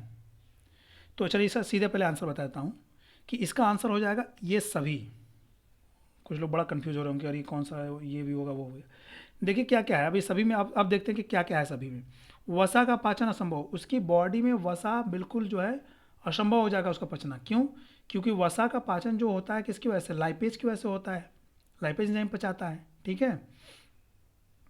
और बाइल जूस भी वसा के पचाने में हेल्प करता है, गाल ब्लैडर पैंक्रियास जो है बाइल निकलता है लीवर से, और इसका स्टोरेज बाइल का जो है ना, बाइल निकालता तो लीवर है, लेकिन इसका स्टोरेज कौन करता है? पित्ताशय। गाल ब्लैडर इसका स्टोरेज करता है, इसको स्टोर करके रखता है। तो भैया जब पित्ताशय हमारी बॉडी में जो पित्त रहेगा ही नहीं, बाइल रहेगा ही नहीं, इसको स्टोर करने वाला, ब्लड में छोड़ दिया, बस जा रहा है जा रहा है जा रहा है, और इसको स्टोरेज भी तो होना चाहिए ना। कोई स्टोर करके रखेगा, जब जितनी जरूरत पड़ेगी उतना उतना छोड़ने वाला कुछ में रहना चाहिए, तब ना जा करके होगा। तो अगर वो काट के निकल जाए, गाल ब्लैडर स्टोन होता है एक्चुअली, तब उसको सीजर करके ऑपरेट करके डॉक्टर निकाल देता है, तो उनकी फैट, उनका पचना बहुत मुश्किल होता है। तो फैट नहीं पचेगा। दूसरा, कायम की अम्लीयता ग्रहणी में बनी रहेगी। बात सही है। देखिए मैंने बताया था ग्रहणी मतलब ड्यूडेनम, आमाशय से जैसे ही आगे बढ़ेंगे छोटी आंत में तुरंत आपकी ग्रहणी मिल जाती है, और ग्रहणी से ही माध्यम कैसा शुरू होता है? क्षारीयता माध्यम, क्षारी माध्यम होने लगता है। तो क्या हो जाएगा? कायम किसको बोलते हैं? अधपचे भोजन को कायम बोलते हैं, जो लुगदी जैसा हो जाता है आमाशय, उसको पेरिस्टाइलिस के थ्रू एकदम पूरा चर्निंग के थ्रू क्रमाकुंचन गति के द्वारा तोड़ तोड़ के एकदम लुगदी जैसा बना देता है। ठीक है, एकदम लुगदी समझते हैं ना, कि जिसे हलवा हो, जिसको बोलते हैं लसलसा वाला हलवा। ठीक है, तो ऐसा बनाया था। अब उसमें हमारे आमाशय में जो उसका पीएच होता है वो अम्लीय होता है, एसिडिक नेचर का होता है, उसका एसिड उसमें मिले होते हैं, क्योंकि जम्स वगैरह को किल करता है आमाशय हमारा, आमाशय में आए हुए भोजन के साथ जो आते हैं। तो क्या होगा? तो अब मान लीजिए आमाशय में से अम्ल उसमें से मिला, और आमाशय से जब अब भोजन आगे बढ़ेगा ग्रहणी में, यानी छोटी आंत में, तो उसमें अब यहाँ बाइल तो है ही नहीं है, बाइल स्टोरेज नहीं हो रहा है, तो बाइल क्या होगा? उसकी अम्लता को, आंत की अम्लता को मार ही नहीं पाएगा, उसको ख़त्म नहीं कर पाएगा। भाई आम्ल को ख़त्म करने के लिए क्षार मिलेगा तभी न्यूट्रल होगा जा करके वो। ये ज़्यादा मात्रा में क्षार मिला देंगे तो अम्लता खत्म होकर क्षारीयता आ जाएगी, तो अम्ल तो ही नहीं है, तो क्या हो जाएगा? उसकी अम्लता बनी रहेगी। अम्लता बनी रहेगी, जानते हैं क्या समस्या हो जाएगी? उसके पेट में जलन होगा, उसको डकार आएगी, उसको अल्सर नामक रोग होने का बहुत खतरा बढ़ जाएगा। अगर ज़्यादा तेल मसाला अगर खाएगा तो क्या होगा? आमाशय में जो अम्लता बढ़ी रहेगी, अम्लीय भोजन जब हमारे आंत में और आमाशय में बहुत देर तक, ज़्यादा तक देर माध्यम तक अम्लता बनी रहती है, तो हमारी आंत में घाव होने को, उसकी दीवारों में घाव हो जाता है, अम्ल उसमें लगता है काटने, उसको चोट करने लगता है, उसमें घाव बनने लगता है, और उसको अल्सर बोलते हैं। अल्सर मतलब क्या? अंदर ही अंदर आंत में हल्का हल्का खून निकलने लगेगा उसके भोजन से, और इससे बहुत भयानक रोग इससे हो जाता है, उस आदमी की मृत्यु हो सकती है। ठीक है, तो कभी जल्दी गाल ब्लैडर को निकलवाना नहीं चाहिए, डॉक्टर तुरंत ईजी के लिए फट से काट के निकाल देते हैं। वसा का इमल्सीकरण, वही वसा का पचना, इमल्सिफिकेशन होता है, वसा का पचना ही छोटे छोटे ग्लोब्यूल्स के रूप में, वसा अणुओं के रूप में टूटना ही तो इमल्सीकरण कहलाता है, तो ये भी नहीं होगा। ठीक है, तो अब ऑप्शन समझ में आया कि पांचों क्या ये सब क्या हो जाएगा? ये सभी हो जाएगा। पित्ताशय अगर हटा देने से ये रोग हो जाता है, ये समस्या होती है। ठीक है, चलिए, तो हमको लगा कि एकदम बिल्कुल डिटेल में सबको समझ में आया होगा। नेक्स्ट क्वेश्चन देखते हैं हम। चलिए 139 के बाद कौन सा क्वेश्चन बचता है? 140। क्या है? सब्जियों से हमें मुख्यतः मिलते हैं, सब्जियों से हमें मुख्यतः क्या मिलता है? विटामिन मिलते हैं, शर्कराएँ मिलती हैं, प्रोटीन्स मिलता है, वसाएँ मिलती हैं। बताइए तो सब्जियों से खास तौर से ज़्यादा क्या मिलता है? 140। तो भैया देखिए, आइए डिटेल एनालिसिस मेथड शुरू कर देते हैं। सब्जियों से शर्करा तो मिलेगी नहीं, ठीक है, शुगर तो मिलेगा नहीं, शुगर के लिए अलग अलग है भैया, शुगर के लिए अलग अलग है स्रोत उसका। ठीक है, दूध पियेंगे तो उसमें लैक्टोज शुगर मिलेगा। ठीक है, माल्टोज शुगर, कॉर्न वगैरह मिलेगा। ऊख चूसेंगे, अरे गन्ना गन्ना शुगर केन, ईख खाएंगे चूसेंगे उसको, तो उसमें से शुगर केन मिलेगा। ठीक है, सुक्रोज शुगर मिलेगा। बात समझ आ रही है? तो आलू खाएंगे, चावल खाएंगे तो उसमें स्टार्च मिलेगा, मोनोसेक्राइड्स मिलेंगे। ठीक है, तो ये सब हैं, शुगर के लिए अलग अलग उसके सोर्स हैं, स्रोत हैं, अलग अलग चीज़ों को खाना पड़ेगा। ठीक है, प्रोटीन के लिए भी क्या है? दूध, ये प्रोटीन भी अलग अलग मिलता है। दूध में जो पाई जाती है वो केसिन प्रोटीन मिलती है। ठीक है, तो ये प्रोटीन तो मिलता नहीं, सब्जी में तो प्रोटीन मिलता ही नहीं है। वसा तो बिल्कुल नहीं मिलता है, तो ऑयली वाली चीज़ों में, तेल वाली चीज़ों में, जो स्टार्ची जिसमें फैट वगैरह बहुत ज़्यादा होते हैं उसमें मिलता है। तो तीनों ऑप्शन गलत हो जाएगा। तो क्या मिलेगा? Option number first, vitamins. सब्जी से हमें क्या मिलता है? वाइटामिन्स मिलता है। ठीक है, बात समझ आई? Option number 1। नेक्स्ट क्वेश्चन 141, पीलिया रोग किस अंग की खराबी से हो सकता है? जॉइंडिस रोग जो है, जॉइंडिस को बोलते हैं पीलिया। मैंने थ्योरी में पढ़ा है, इसको बताया बढ़िया से, जाके थ्योरी देखिए। पीलिया रोग किस अंग की कमी से, किस अंग की खराबी से? अगर कोई अंग खराब हो गया आपकी बॉडी में, कौन सा अंग खराब हो जाएगा जिसकी वजह से पीलिया हो जाएगा? क्या मस्तिष्क खराब हो जाएगा तो पीलिया हो जाएगा? अरे मस्तिष्क खराब हो जाएगा तो पीलिया नहीं, पता नहीं क्या हो जाएगा उसको। हृदय खराब हो जाएगा तो नहीं हो जाएगा। ये वो बड़ा मास्टर पर्सन है। कुछ हमारे शरीर में ऐसे आदमी है ना, उनको छेड़छाड़ करना बहुत दुर्भाग्यपूर्ण रहेगा, आपका मुश्किल क्रिएट कर सकते हैं। यकृत देखा, कुल मास्टर पर्सन, ये तीनों हेड, ये तो हेडा हो गया, ये भी हेड में चलेगा, ये भी मास्टर पर्सन में चलेगा। ब्रिक, ये भी मास्टर पर्सन में है। ये सब बड़े मास्टर पर्सन में, इन लोगों को कोई छेड़छाड़ तनको किया, तनको इनके काम में कोई बाधा डाला, तो ये लोग तुरंत फिर आपको हिला डुला के रख देंगे एकदम। ठीक है, तो क्या क्वेश्चन है देखते हैं। पीलिया रोग किस अंग की कमी से, किस अंग की खराबी से हो जाता है? 141। तो भैया ऑप्शन नंबर ये गलत हो जाएगा। हृदय जो है ये पेसमेकर उसमें का पंप करने का काम करता है ब्लड को, ठीक है, ठीक है, हमारी बॉडी में हर जगह ब्लड पहुंचाता है। अब ब्रिक ब्लड को छानता है। तो ये तीनों ऑप्शन गलत हो गया। ऑप्शन नंबर थर्ड यकृत जो है इसकी कमी से अगर ये खराब हो गया तो अब देखिए कैसे खराब क्या होगा। हमारी बॉडी में जो ये है ना, जो बाइल ये सिक्रीट करता है, तो जो हमारी बॉडी में डेड बॉडी जो डेड सेल्स होती हैं ना ब्लड की, आरबीसीज की, जो ऐसे उसी में तैरती रहती हैं, फ्लोट करती है, तो घूमती रहती हैं, बाइल क्या करता है उनको सक करता है बिलिरुबिन और बिलीबर्डिन के रूप में, उनको खींच लेता है, अपने में इकट्ठा करता रहता है, ठीक है। कौन? बाइल, पित्त। अब पित्त कहाँ से निकलता है? यकृत से। तो जब पित्तवा नहीं रहेगा ब्लडवा में, उनको मिलाने वाला, खींचने वाला, सोखने वाला, किसको? आरबीसीज को। तो आरबीसीज कहाँ से निकलती हैं? सॉरी, पित्त कहाँ से निकलता है? बाइल, यकृत से। यकृत तो आपका लीवर, सॉरी लीवर खराब हो गया, यकृत हाँ खराब हो गया, तो भैया ये उसी में घूमते रहेंगे। तो क्या होगा, जब आरबीसीज हमारी ब्लड में जब ढेर सारी घूमती घूमती घूमती घूमती पूरा ऐसे घूमती रहेंगे, तो ये हल्का जो मरी हुई आरबीसीज होती है हल्का ये एलोइस कलर की होती हैं, ठीक है। तो क्या होगा, अब उसी में ये ऐसे घूमते रहेंगे तो हमारे ब्लड का रंग हल्का सा पीले कलर में आने लगेगा, ठीक है, और बाइल निकलेगा नहीं, तो हमारा ब्लड प्योर छनेगा नहीं, ठीक है, तो हमको पीलिया रोग हो जाएगा, जॉइंडिस। बस समझ में आ रही है? चलिए नेक्स्ट क्वेश्चन। लैक्टियल्स का संबंध होता है, लैक्टियल्स का संबंध किससे है? दूध श्रावण से, लैक्टिक अम्ल के श्रावण से, वसा अवशोषण से, इनमें से कोई नहीं। 142 का क्वेश्चन आंसर बताइए।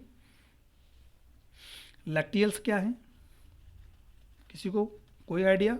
No idea? चलिए बताता हूँ मैं तो बैठा ही हूँ बताने के लिए। 142 क्या है भैया? इसका राइट आंसर देख लीजिए।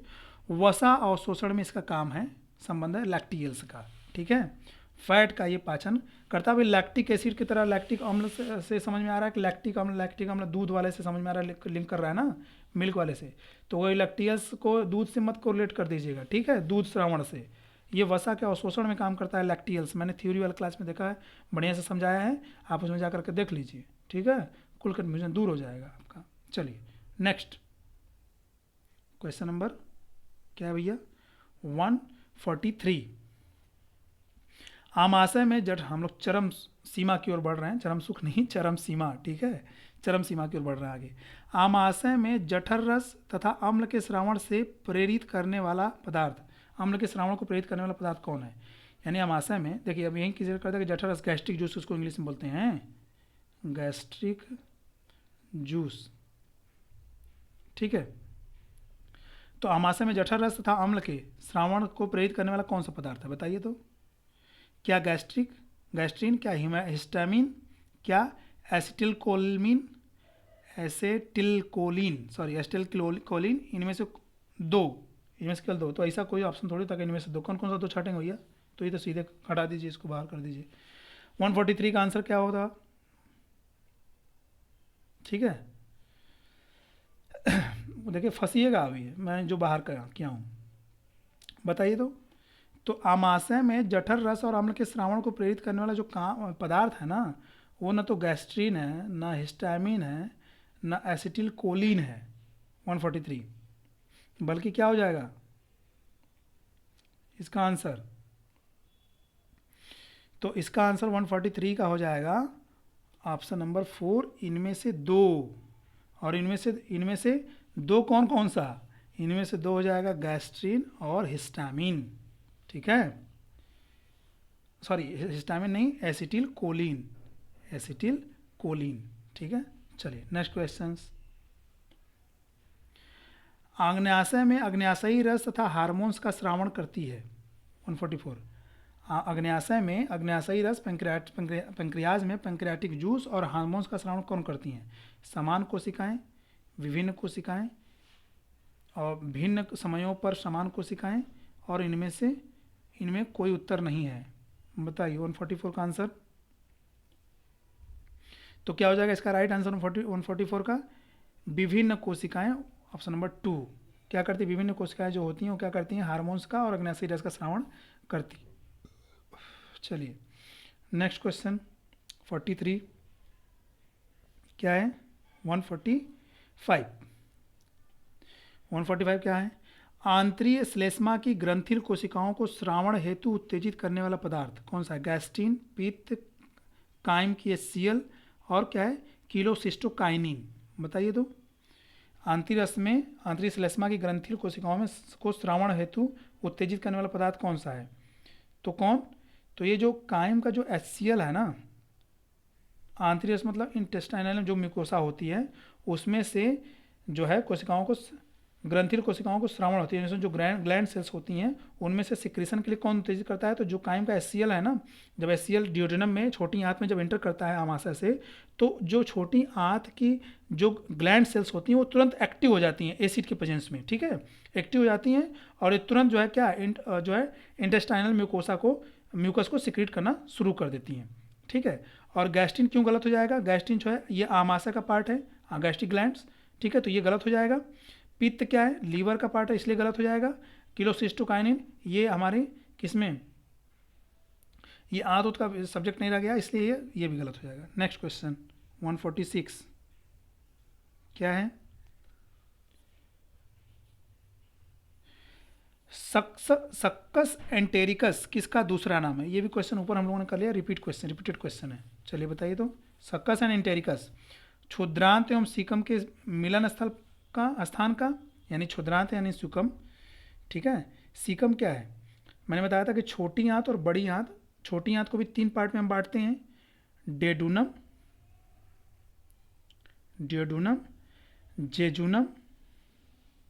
जेजुनम, तीसरा है इलियम, ठीक है।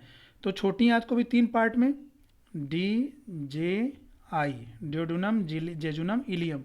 अब बड़ी आंत को भी 3 पार्ट में, किसमें?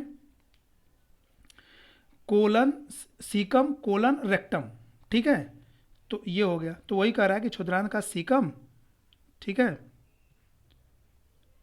तो पहला ही तो क्षुद्रांत जो होता है, क्षुद्रांत गलत हो गया क्योंकि क्षुद्रांत में जो है, क्षुद्रांत को छोटी आंत बोलते हैं, बृहदांत बोलते हैं बड़ी आंत को, तो ये सीधे जो है अब 46 का आंसर आपका जो है ये सीधे गलत हो रहा है, पहला ऑप्शन ये गलत है क्योंकि क्षुद्रांत में सीकम, अच्छा क्षुद्रांत एवं सीकम दिया, हम सोचे क्षुद्रांत का सीकम, क्षुद्रांत एवं सीकम, तो ये गलत हो जाएगा क्योंकि सीकम तो कहाँ होता है, सेकंड पार्ट है बड़ी आंत का, क्योंकि पहले कोलन, सीकम पहले कोलन आता है, ठीक है। जठरी रस में तो ये तो सीधे गलत हो जाएगा, जठरी रस में तो कोलन सीकम मिलते ही नहीं है, ठीक है। सीधे आंतरी रस का और इलियम एवं बड़ी आंत के मिलन स्थान का, तो इलियम छोटी आंत का है, बड़ी आंत के मिलन का, तो ये भी गलत हो जाएगा। क्यों? क्योंकि जो सकस एंड एंटेरिकस है साथियों, ये आंतरी रस का दूसरा नाम है। इंटेस्टाइनल जूस को हम दूसरा किस और नाम से जानते हैं? सकस, SUCCUS, सकस, और इंटेरिकस, ENTERICUS, इंटेरिकस, ठीक है, इंटेस्टाइनल जूस का दूसरा नाम है। चलिए नेक्स्ट क्वेश्चन, पूर्ण पाचन के फलस्वरूप प्रोटीन्स टूटती है। जब कंप्लीट डाइजेशन हो जाता है तब प्रोटीन किस में टूटती है? ग्लूकोज में, ग्लिसराइड्स में, अमीनो अम्लों में, इनमें से कोई नहीं। बताइए तो 147 का आंसर। तो मैंने बताया था कि पहले प्रोटीन जो होता है, सीधे जो हम प्रोटीन खाते हैं दालों में, चनों में, तो उन सीधे वाली प्रोटीन, जो सीधे प्रोटीन हमारे पेट में पहुंचता है आमाशय में, तो उसको पहले पेप्सिन किस में तोड़ देता है? पेप्सिन तोड़ता है किस में? पहले पेप्टोन्स एंड पॉलीपेप्टाइड्स या पेप्टाइड्स में तोड़ता है, ठीक है। पेप्सिन प्रोटीन को पेप्टोन्स एंड पॉलीपेप्टाइड्स में तोड़ता है, और जब अब क्या होता है, ये आमाशय में काम हुआ, जब अब यही पॉलीपेप्टाइड्स जब पहुंचता है किसमें? पैंक्रियाटिक जूस, मतलब छोटी आंत में जब जाता है तो वहाँ पैंक्रियाटिक जूस निकलता है, अग्न्याशयी रस सिक्रीट होता है, और वहाँ का जो अग्न्याशयी रस है ट्रिप्सिन जो है वो क्या करता है? ट्रिप्सिन ये क्या कर देता है? प्रोटीन्स को पेप्टाइड्स में, ये भी अगर कुछ बच के निकल गया यहाँ से, अगर प्रोटीन नहीं टूट पाया आमाशय में, तो छोटी आंत का जो पैंक्रियाटिक जूस जो है ना, ठीक है, ये भी क्या करेगा? प्रोटीन को पेप्टाइड्स में तोड़ देगा, अगर वहाँ से कोई बच खुच के आ गया तो अब सब दोनों टूट गए। आमाशय में कुछ टूट गया प्रोटीन जो है पेप्टोन्स एंड पेप्टाइड्स में, अब कुछ छोटी आंत में अगर बच के आ गया तो वो भी तोड़ दिया गया, तोड़ ताड़ के ख़त्म कर दिया गया इन लोगों का, हाथ पर तोड़ ताड़ के, ठीक है, पेप्टाइड्स में तोड़ दिया। अब सब प्रोटीन टूट गया किसमें? पेप्टाइड्स में या पॉलीपेप्टाइड्स में। अब जो है छोटी आंत का ही इंटेस्टाइनल जूस निकलेगा, कौन सा? इरेप्सिन।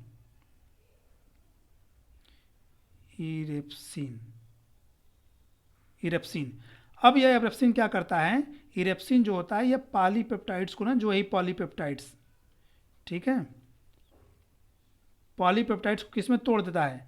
एमिनो एसिड में, एमिनो एसिड। यानी हम ये कह सकते हैं कि जो प्रोटीन चला था पहले, प्रोटीन, यानी प्रोटीन का जो फाइनल डाइजेशन होता है वो किस में होता है, एमिनो एसिड में फाइनल डाइजेशन होता है। ठीक है, तो आंसर यहाँ से आपको मिल गया होगा, 147 का आंसर ये है, ऑप्शन नंबर 3 देखिए। ठीक है, प्रोटीन का पूर्ण पाचन के फलस्वरूप प्रोटीन किस में टूटती है, अमीनो अम्लों में। ग्लूकोज में तो कभी नहीं होगा, ट्राइग्लिसराइड्स में नहीं होगा, इनमें से कोई नहीं, आंसर का ऑप्शन गलत हो गए। चलिए, ग्लूकोज खुद ही मोनोमर टूटता है, तो ये जो है कार्बन डाइऑक्साइड और एनर्जी प्रोवाइड करता है। ट्राइग्लिसराइड्स तो ये खुद ही ये पॉली ग्लिसरीन का जो है बहुलक है ये। नेक्स्ट क्वेश्चन 48, किस विटामिन की कमी से जनन क्षमता क्षीण हो जाती है, यानी रिप्रोडक्टिव कैपेसिटी जो होती है वो बड़ा कमज़ोर हो जाती है धीरे, किस विटामिन की कमी से? Vitamin A, vitamin E, vitamin D, vitamin C, बताइए।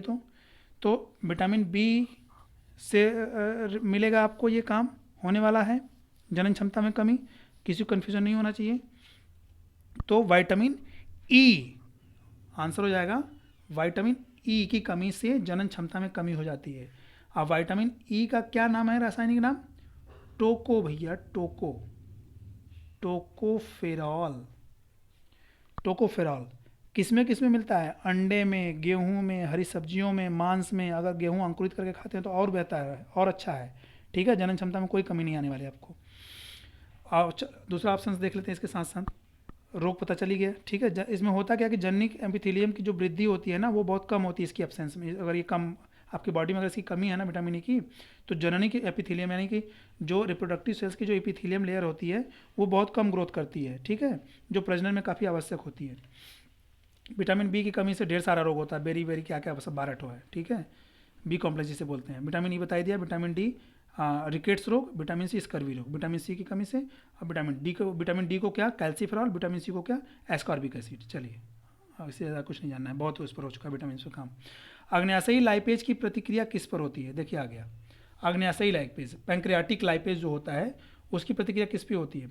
हालांकि मैंने साथियों में 3 बार बता चुका कि लाइपेज तीन जगह निकलता है, 3 जगह निकलता है लाइपेज। पहला तो कहाँ निकलता है? गैस्ट्रिक जूस में। दूसरा लाइपेज कहाँ निकलता है? पैंक्रियाटिक जूस में। ठीक है, और तीसरा लाइपेज कहाँ निकलता है? इंटेस्टाइनल जूस में। ठीक है, और यह ध्यान लीजिए, यहाँ से सीधे कन्फ्यूजन दूर कर लीजिए कि तीनों लाइपेज का काम फैट को तोड़ना है। ये तीनों मिलकर किसको पचाती हैं? फैट को। ठीक है, अब इसमें एक बात ध्यान रखने वाली कौन सी बात है, इसमें अगर कोई बात ध्यान देने वाली है तो ध्यान देने वाली बस बात ये है कि इन तीनों का पीएच जो है ना ये अलग अलग हो जाता है। पीएच मान, अम्लीयता क्षारीयता जिसे बोलते हैं। ठीक है, तो इसका जो पीएच होगा ना पहले वाले का, ठीक है, गैस्ट्रिक जूस वाले का, तो गैस्ट्रिक जूस वाले का जो लाइपेज का जो पीएच होता है यह बिल्कुल तगड़ा एसिड होता है। इसका जो पीएच माना 1.5, 1.5 से लेकर के 2 होता है, तगड़ा एसिड। जितना ही आप जीरो की तरफ बढ़ेंगे, 7 से नीचे आते जाएंगे, उतना ही तगड़ा एसिड की एसिडिटी बढ़ती चली जाएगी, मतलब खतरनाक एसिड बनता चला जाएगा। H2SO4 तो हाथ पर चुआएंगे छेद करके निकल जाएगा उस पार। कंसनट्रेटेड HCl भी यही काम करेगा। कंसनट्रेटेड H2SO4 जो सल्फ्यूरिक एसिड होते हैं यही सब काम करते हैं, मांस को भी गला देते हैं। और जो ये पैंक्रियाटिक लाइपेज है और इंटेस्टाइनल लाइपेज है, इन दोनों का जो पीएच होता है ना, इन दोनों का पीएच का मान जो होता है वो क्षारी होता है। यानी कि ये सब क्या होते हैं? क्षारी। यानी इनका जो पीएच मान कितना होता है? 7.52 मोर देन 8 या 8.34 ऐसा भी होता है। ठीक है, तो इसमें ये डिफरेंस है। तीनों पचाते हैं फैट को, फैटी एसिड एंड ग्लिसरॉल में, तीनों लाइपेज एंजाइम। तो क्वेश्चन क्या था, अब हम लोग क्वेश्चन देख लेते हैं। अग्न्याशयी लाइपेज की प्रतिक्रिया किस, अब मैंने बताया था कि अग्न्याशयी लाइपेज क्या होता है? क्षारी होता है। तो किस पर प्रतिक्रिया होगी लाइपेज? किसको पचाता है? ग्लाइकोजन को, डाइसैकराइड्स को, ग्लिसरॉल, ट्राइग्लिसराइड्स को, पॉलीपेप्टाइड्स को। 149 का आंसर बता दीजिए। तो क्या करेगा? अग्न्याशयी लाइपेज जो होता है यह ट्राइग्लिसराइड्स को पचाता है, ट्राइग्लिसराइड्स को पचाता है। ठीक है, चूँकि ग्लाइकोजन तो ग्लूकोज का पॉलीमर्स है। ठीक है, डाइसैकराइड्स शुगर का ये डाइसैकराइड 2 अणु है, 2 अणु, एक अणु मिलकर के दो अणु बनाए तो उसको डाई मतलब 2 होता है। सैकराइड के एक अणु मिलकर 2 अणु बनाए तो उसको डाइसैकराइड बोलते हैं।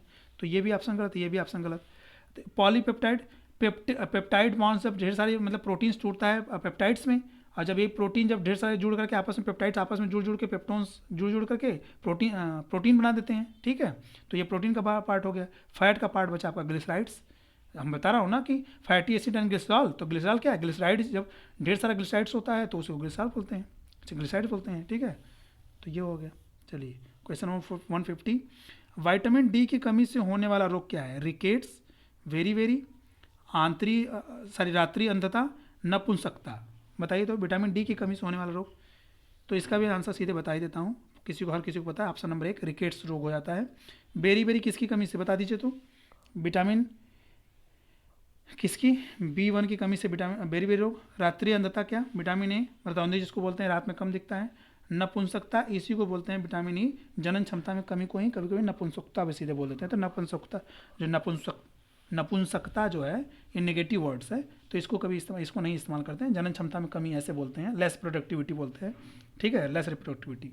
तो इसलिए नपुंसकता भी कभी कभी रूड वर्ड है, इस्तेमाल कर दिया था कहीं कहीं बुक में लोग बोलते हैं।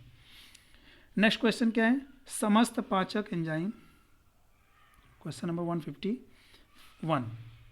समस्त पाचक एंजाइम होते हैं, समस्त पाचक एंजाइम क्या होते हैं, लाइगेज, जल अपघटक, ट्रांसफरेजेज, ऑक्सीडेजेज। बताइए तो लाइगेजेस। 151 का आंसर बताइए। तो क्या हो जाएगा, सभी जो पाचक एंजाइम होते हैं ना वो क्या होते हैं, जल अपघटक होते हैं, यानी कि ये जल को भी तोड़ देते हैं। जो भी एंजाइम होते हैं ना जल को तोड़ देते हैं, प्लस जल के प्रेजेंस में टूटते हैं, ठीक है। तो इसको हम जल अपघटक बोलते हैं, हाइड्रोलिसिस कर देते हैं, ठीक है। चलिए नेक्स्ट क्वेश्चन 152, रेनिन, ट्रिप्सिन और एमाइलेज का समान लक्षण है। रेनिन, और क्या दिया है, ट्रिप्सिन, रेनिन एंड ट्रिप्सिन, और क्या है, एमाइलेजेस। रेनिन, ट्रिप्सिन और एमाइलेजेस क्या समान लक्षण है, बताइए तो। आमाशय में स्रावित होते हैं, pH 7 से कम पर क्रियाशील होते हैं, प्रोटियोलाइटिक एंजाइम होते हैं, प्रोटीन्स होते हैं। बताइए तीनों का आंसर बताइए, मीन्स ऑप्शन बताइए। 152 का 100 क्वेश्चन नंबर 152। तो देखिए क्या है, रेनिन जो होता है कहाँ से सिक्रेट होता है, रेनिन गैस्ट्रिक जूस से सिक्रेट होता है। गैस्ट्रिक जूस से पचाता किसको है, कैसिनोजन प्रोटीन जो होती है मिल्क की कैसिनोजन प्रोटीन को पचा देता है, किसमें, पैराकेसिन और केसिन प्रोटीन में, सॉरी, ठीक है। एक मिनट साथियों, मैं थोड़ा सा पानी पी लूँ एक घूंट।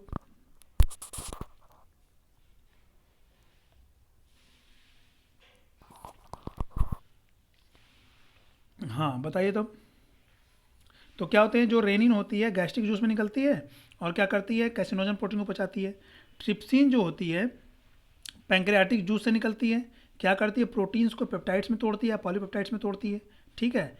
एमाइलेजेस जो होती है, एमाइलेज जो होती है हमारी सलाइवा में भी निकलती है, और कहाँ निकलती है एमाइलेज हमारी, किसमें, पैंक्रियाटिक जूस में भी निकलती है, और कहाँ निकलती है एमाइलेज, तो बस दो ही जगह हमारा एमाइलेज निकलता है, ठीक है। तो अब ये दोनों जगह एमाइलेज का काम क्या है, दोनों जगह जो एमाइलेज है इसका काम है स्टार्च को किस में तोड़ना, मंड में तोड़ना, ठीक है। तो अब देखिए तीनों में कॉमन क्या मिल रहा है, कुछ कॉमन मिल रहा है क्या, 142। तो जो तीनों में जो कॉमन है, ऑप्शन आपका इसमें मिल रहा है प्रोटीन्स होते हैं। तो एमाइलेज तो एंजाइम है, आमाशय में स्रावित होने वाला, तो आमाशय में स्रावित होता है आपका क्या, गैस्ट्रिक, रेनिन स्रावित होता है, ट्रिप्सिन आपका पैंक्रियाज में स्रावित होता है। तो ये तो ऑप्शन गलत हो गया पहला। pH 7 से कम पर क्रियाशील होते हैं, तो देखिए तो जो 7 से कम पर क्या है, तो इसका रेनिन का यानी गैस्ट्रिक वाले का, तो इसका तो pH हो गया 7 से कम, आपका 7 से कम हो गया, ठीक है, किसका, रेनिन का। और ट्रिप्सिन का जो pH होता है, इसका ट्रिप्सिन का जो pH होता है गैस्ट्रिक जूस का, इसका मोर देन 7 होता है, ठीक है, 7 से ज़्यादा होता है। और जो ये जो आपको बचा, अब क्या बचा, एमाइलेज, जो एमाइलेज जो सलाइवा वाला एमाइलेज होता है वो लगभग न्यूट्रल या हल्का एसिडिक होता है, और जो पैंक्रियाटिक जूस वाला जो है एमाइलेज ये भी हल्का क्षारी होता है, एल्कली होते हैं, ठीक है, क्षारी माध्यम में होता है। तो कम क्रियाशील पर तो ये भी गलत हो गया, कम बोल रहा है, 7 से कम पर तो होता नहीं। प्रोटियोलाइटिक एंजाइम नहीं है, जो कि प्रोटीन को बचाने वाले एंजाइम सब नहीं है। तो ऑप्शन से भी मतलब प्रोटीन्स होते हैं, तो इसमें ऑप्शंस में आपको भी दिया भी है आंसर में कि प्रोटीन्स हो दिया था, ये वो ऑप्शन मैंने देखा था कि ये प्रोटीन्स होते हैं। तो ये मान लीजिए क्या, रेनिन और ट्रिप्सिन तो मिल रहा है, दोनों प्रोटीन्स पर काम करते हैं, ठीक है। लेकिन जो एमाइलेज है ये स्टार्च पे काम करता है। तो ये थोड़ा सा कन्फ्यूजिंग है, इसको आप लोग थोड़ा सा एक बार कंफर्म करिएगा, और मुझे मिलता है कहीं से तो मैं इसको फिर डिस्क्रिप्शन बॉक्स में इसको डाल दूंगा, ठीक है। चलिए नेक्स्ट क्वेश्चन हम लोग देखते हैं। 153, थोड़ा सा मैं जूम करना चाह रहा था लेकिन मुझे लग रहा है कि नहीं करना चाहिए, ऐसे ही रहने दीजिए। चलिए क्या है क्वेश्चन नंबर 153, अग्न्याशय से मुख्यतः स्रावित होते हैं। अग्न्याशय से मुख्यतः क्या स्रावित होता है? 2 पाचक एंजाइम तथा 2 हार्मोन्स, अग्न्याशय मतलब पैंक्रियाटिक जूस। 3 पाचक एंजाइम तथा 3 हार्मोन्स, 3 पाचक एंजाइम तथा 2 हार्मोन्स, 2 पाचक एंजाइम तथा 3 हार्मोन्स। बताइए तो, जो मेरा थ्योरी देखे होंगे, थ्योरी में आपको कंफर्म बताया गया है, बताइए क्या आंसर हो जाएगा 153। तो इसका आंसर हो जाएगा ऑप्शन नंबर 3, यानी 3 पाचक एंजाइम और 2 हार्मोन्स निकलता है, ठीक है। किससे? अग्न्याशय से, पैंक्रियाटिक जूस से। तो पैंक्रियाटिक जूस से मुख्यतः स्रावित कर रहा है, तो मुख्यतः ऐसे पैंक्रियाटिक जूस से तो निकलते 5 एंजाइम हैं, जो 3 एंजाइम का 5 एंजाइम है, ठीक है। लेकिन मुख्यतः कर रहा है तो मुख्यतः में हम ले सकते हैं एमाइलेज, लाइपेज और ट्रिप्सिन। 2 तरह के और एंजाइम निकलती है, कौन कौन सी? काइमोट्रिप्सिन एंड कार्बोक्सीपेप्टिडेज, ठीक है। और दोनों ये दोनों किस पर काम करती हैं? दोनों अमीनो एसिड के लिए काम करती हैं। प्रोटीन्स एंड पेप्टाइड्स जो होती हैं, पॉलीपेप्टाइड्स, उनको पचा करके अमीनो एसिड में तोड़ते हैं, ले जाते हैं। तो इसलिए मुख्यतः जो 3 एंजाइम निकलता है, ट्रिप्सिन, एमाइलेज और लाइपेज, ठीक है। ट्रिप्सिन प्रोटीन का पाचन, एमाइलेज स्टार्च का, लाइपेज फैट का, ठीक है। और 2 तरह के हार्मोन्स भी निकलती है, ठीक है। क्यों? क्योंकि ये सिक्रेटिन एंड पैंक्रोजाइमिन हार्मोन्स जो होता है यह सिक्रेट होता है, समझ में आ रहा है? देखिए अब 2 तो मैंने बता दिया कि 3 तरह के। अब चलिए फिर से एकदम डिटेल देख लीजिए कि एंजाइम कौन कौन सा मैंने बता दिया। ट्रिप्सिन, ठीक है, एमाइलेज, और कौन सा? लाइपेज। तो 3 तो एंजाइम हो गए। हार्मोन्स 2 कौन कौन से हैं? तो हार्मोन्स अब देखा बता देता हूँ, 2 हार्मोन्स कौन कौन से हैं? सिक्रेटिन, और कौन सा हार्मोन है? पैंक्रोजाइमिन,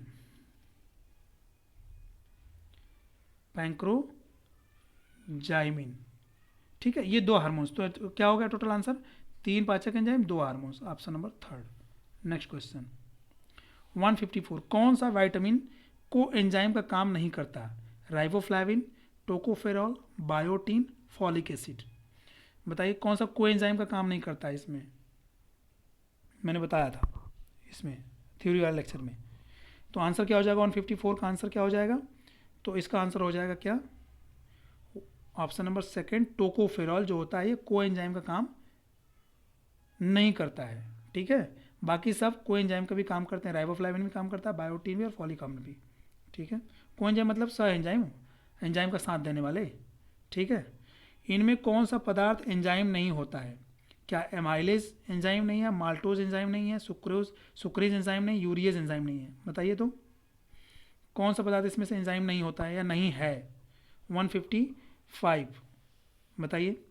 तो इसका राइट आंसर देखिए क्या हो जाएगा? माल्टोज। बाकी क्यों आंसर नहीं होगा? ये एंजाइम नहीं है पूछ रहा है ना, तो माल्टोज एंजाइम नहीं है। क्यों? क्योंकि मैंने एक बार थ्योरी में एक ट्रिक बताया था आपको एंजाइम के लिए कि आप एंजाइम पहचानेंगे कैसे कि ये एंजाइम है। तो एंजाइम जो होगा ना उसके लास्ट में, मीन्स लास्ट में जो है क्या लगा रहेगा? उसके लास्ट में ASE यानी एज जरूर लिखा रहेगा। अगर उस किसी वर्ड के लास्ट में एज है ना तो समझ जाएगा कि वो एक एंजाइम है। अब देखिए कैसे, क्या लिख रहा है? एमाइलेज, देखिए आ गया ना ASE, लास्ट में ASE मैं बोला था ASE लगा रहेगा, ठीक है। तो हो गया एमाइलेज। माल्टोज में OSE आ जाएगा, माल्टोज, तो ओज हो गया, तो गलत हो गया, ठीक है। ये ना हो गया एंजाइम नहीं हो। सुक्रेज लिखेंगे तो कैसे? सुक्रेज ऐसे होगा, तो आ गया फिर एज, ये भी एंजाइम। यूरिएज आ गया, एज ASE, तो ये भी एंजाइम हो गया, ठीक है। तो ये तीनों तरह के, ये भी एंजाइम है, ये भी एंजाइम है, ये भी एंजाइम है, लेकिन जो माल्टोज है ये एंजाइम नहीं है, तो आपका आंसर यही हो जाएगा माल्टोज। चलिए शुगर है माल्टोज। नेक्स्ट क्वेश्चन 156 क्या है? इनमें से कौन सा पदार्थ सबसे पहले आमाशय से ग्रहणी में जाएगा? बताइए, सबसे पहले पदार्थ कौन सा पदार्थ आमाशय से ग्रहणी में सीधे जाएगा? ग्रहणी मतलब छोटी आंत में, आमाशय से छोटी आंत का पहला पार्ट जो पहला पोर्शन मिलता है स्टार्टिंग वाला, उसको ग्रहणी बोलते हैं, ड्यूडेनम इंग्लिश में बोलते हैं। बियर, प्रोटीन्स, कार्बोहाइड्रेट्स, वसाएं। क्या आंसर हो जाएगा बताइए? 156 का आंसर क्या हो जाएगा? तो इसका आंसर हो जाएगा क्या? बियर। ठीक है, क्यों प्रोटीन्स क्यों नहीं जाएगा? क्योंकि इसको पचना जरूरी है हमारी आमाशय में, प्रोटीन्स इस पर काम करेगा। कार्बोहाइड्रेट्स पर भी हमारी जो आमाशय में जो होती है उस पर भी काम होगा, पहले तो वो सलाइवा में ही काम हुआ है। ठीक है, तो ये भी इस पर ये भी थोड़ा लेट में जाएगा। फैट तो बिल्कुल डाइजेस्ट होगा, यहाँ पे रुकेगा ही रुकेगा, तो लाइपेज इस पर काम करेगा। प्रोटीन्स पर कौन काम करेगा? पेप्सिन। इस पर कौन काम करेगा? इस पर काम करेगा लाइपेज। तो ये दोनों कट गए, क्योंकि हमारे आमाशय में इन दोनों को रोक के रखा जाएगा, इनको पचाया जाएगा। कार्बोहाइड्रेट क्या, वो पचा हुआ है, पहले से हमारे मुख से सलाइवा से निकला है, उस पर एंजाइम काम कर रहा है, तो वो भी थोड़ा रुकेगा। अब बियर जो होता है इस पर इसको कोई डाइजेस्ट करने के लिए काम इस पर नहीं होगा, इसलिए सीधे फटाक से आंसर ये सीधे हमारे आमाशय से सीधे हाथ में पहुंच जाएगा, ड्यूडेनम में। ठीक है, आंसर ये हो जाएगा। नेक्स्ट आंसर क्या, नेक्स्ट क्वेश्चन क्या है? अगला क्वेश्चन है कि कौन सी जोड़ी सही नहीं है? कौन सी इसमें से जोड़ी सही नहीं है? बताइए, क्वेश्चन आपका ये आपके सामने क्या है? विटामिन डी सूखा रोग, तो ये तो सही है। थियामिन बेरी बेरी, ये भी सही है, विटामिन B1 जिसको बोलते हैं। विटामिन के बांझपन या बेरी बेरी, विटामिन के क्या ये है? नियासिन पेलाग्रा, तो क्या ये है? विटामिन सी स्कर्वी, क्या ये सही है? विटामिन ए कीजोरोफ्थैल्मिया या जीरोफ्थैल्मिया इसको बोलते हैं, जीरोफ्थैल्मिया। तो बताइए 157 का आंसर। तो 157 का आंसर देखिए क्या हो जाएगा? Option number 3। विटामिन के क्या हो जाता है? नपुंसकता, नपुंसकता, नपुंसकता। ठीक है, जनन क्षमता में कमी विटामिन के की वजह से। सॉरी, वो तो विटामिन ई होता है ना, सॉरी सॉरी सॉरी, यहाँ पे विटामिन के की जगह विटामिन ई होगा। अब विटामिन के काम क्या करता है? इसको विटामिन के को बोलते हैं नैफ्थोक्विनोन, जो क्या करता है? हीमो यानी ब्लड का थक्का जमने में काम करता है। ठीक है, न कि बाजपन में काम करता है या बेरी बेरी में। तो बाजपन के लिए क्या? Vitamin E. ठीक है, और बेरी बेरी के लिए विटामिन B1। ठीक है, तो ये विटामिन हो जाएंगे, तो यही आंसर आपका गलत हो जाएगा। बाकी सब सही है। विटामिन डी सूखा रोग ये सही है, थियामिन सही है, विटामिन सी स्कर्वी सही है, नियासिन पेलाग्रा विटामिन B3 इसको बोलते हैं ना, पेलाग्रा जो है विटामिन B3। ठीक है, ये हो गया। और कौन सा? विटामिन ए जीरोफ्थैल्मिया इसको बोलते हैं, विटामिन ए। ठीक है, रेटिनॉल इसको बोलते हैं। तो ये सब आंसर सही है, ऑप्शन सही है। नेक्स्ट क्वेश्चन, पचे हुए भोजन के अवशोषण की इकाइयाँ, कार्यात्मक इकाई क्या है? विलाई, लीवर कुहन की दरारें, पेयर के पिंड, ब्रूनर की ग्रंथियाँ। बताइए, क्वेश्चन नंबर 158 क्या आंसर होगा? पचे हुए भोजन के अवशोषण की क्रियात्मक इकाई, फंक्शनल यूनिट क्या है? तो विलाई है, मैंने बताया था आपको लेक्चर में, थ्योरी क्लास में, कि विलाई जो होती है, विलाई उसका काम क्या करता है? वो एरिया सरफेस बढ़ा देता है, सरफेस एरिया, और ये भोजन के अवशोषण में मुख्यतः काम करता है। पचे हुए भोजन के जो पोषक पदार्थ होते हैं, ठीक है, उनका अवशोषण करता है। लीवर कुहन की दरारें तो बिल्कुल गलत हो जाएगा, पेयर के पिंड गलत हो जाएगा, ब्रूनर की ग्रंथियाँ दोनों गलत हो जाएंगे। ठीक है, नेक्स्ट क्वेश्चन, पोषक तत्व के अभाव और इसके कारण उत्पन्न रोग की कौन सी जोड़ी सही है, जिनमें रोगी के होंठ सूजे हुए तथा हाथ पैरों की त्वचा मोटी रंगायुक्त हो जाती है और स्वभाव चिड़चिड़ा हो जाता है? चलिए बताना है आपको आंसर। क्या? थियामिन बेरी बेरी, ठीक है, thiamine beriberi, nicotinamide pellagra, protein kwashiorkor, kwashiorkor, iodine goitre. बताइए तो क्या आंसर होगा? 159 का आंसर। तो इसका आंसर क्या हो जाएगा? पेलाग्रा रोग, sorry pellagra, option number 2 pellagra, nicotinamide. और ये विटामिन कौन सा है? ये विटामिन B3। ठीक है, निकोटिनामाइड या नियासिन भी बोलते हैं। पेलाग्रा रोग, इसमें क्या होता है? यही जो जितने चीज़ें लिखी हैं, त्वचा जीभ होंठ सूज जाते हैं, त्वचा मोटी हो जाती है। ठीक है, स्वभाव में चिड़चिड़ापन आ जाता है। थियामिन, ये बिल्कुल ऑप्शन आपका, ये इसकी तो थियामिन, ये तो दूसरा रोग है बेरी बेरी। इसमें क्या हो जाता है?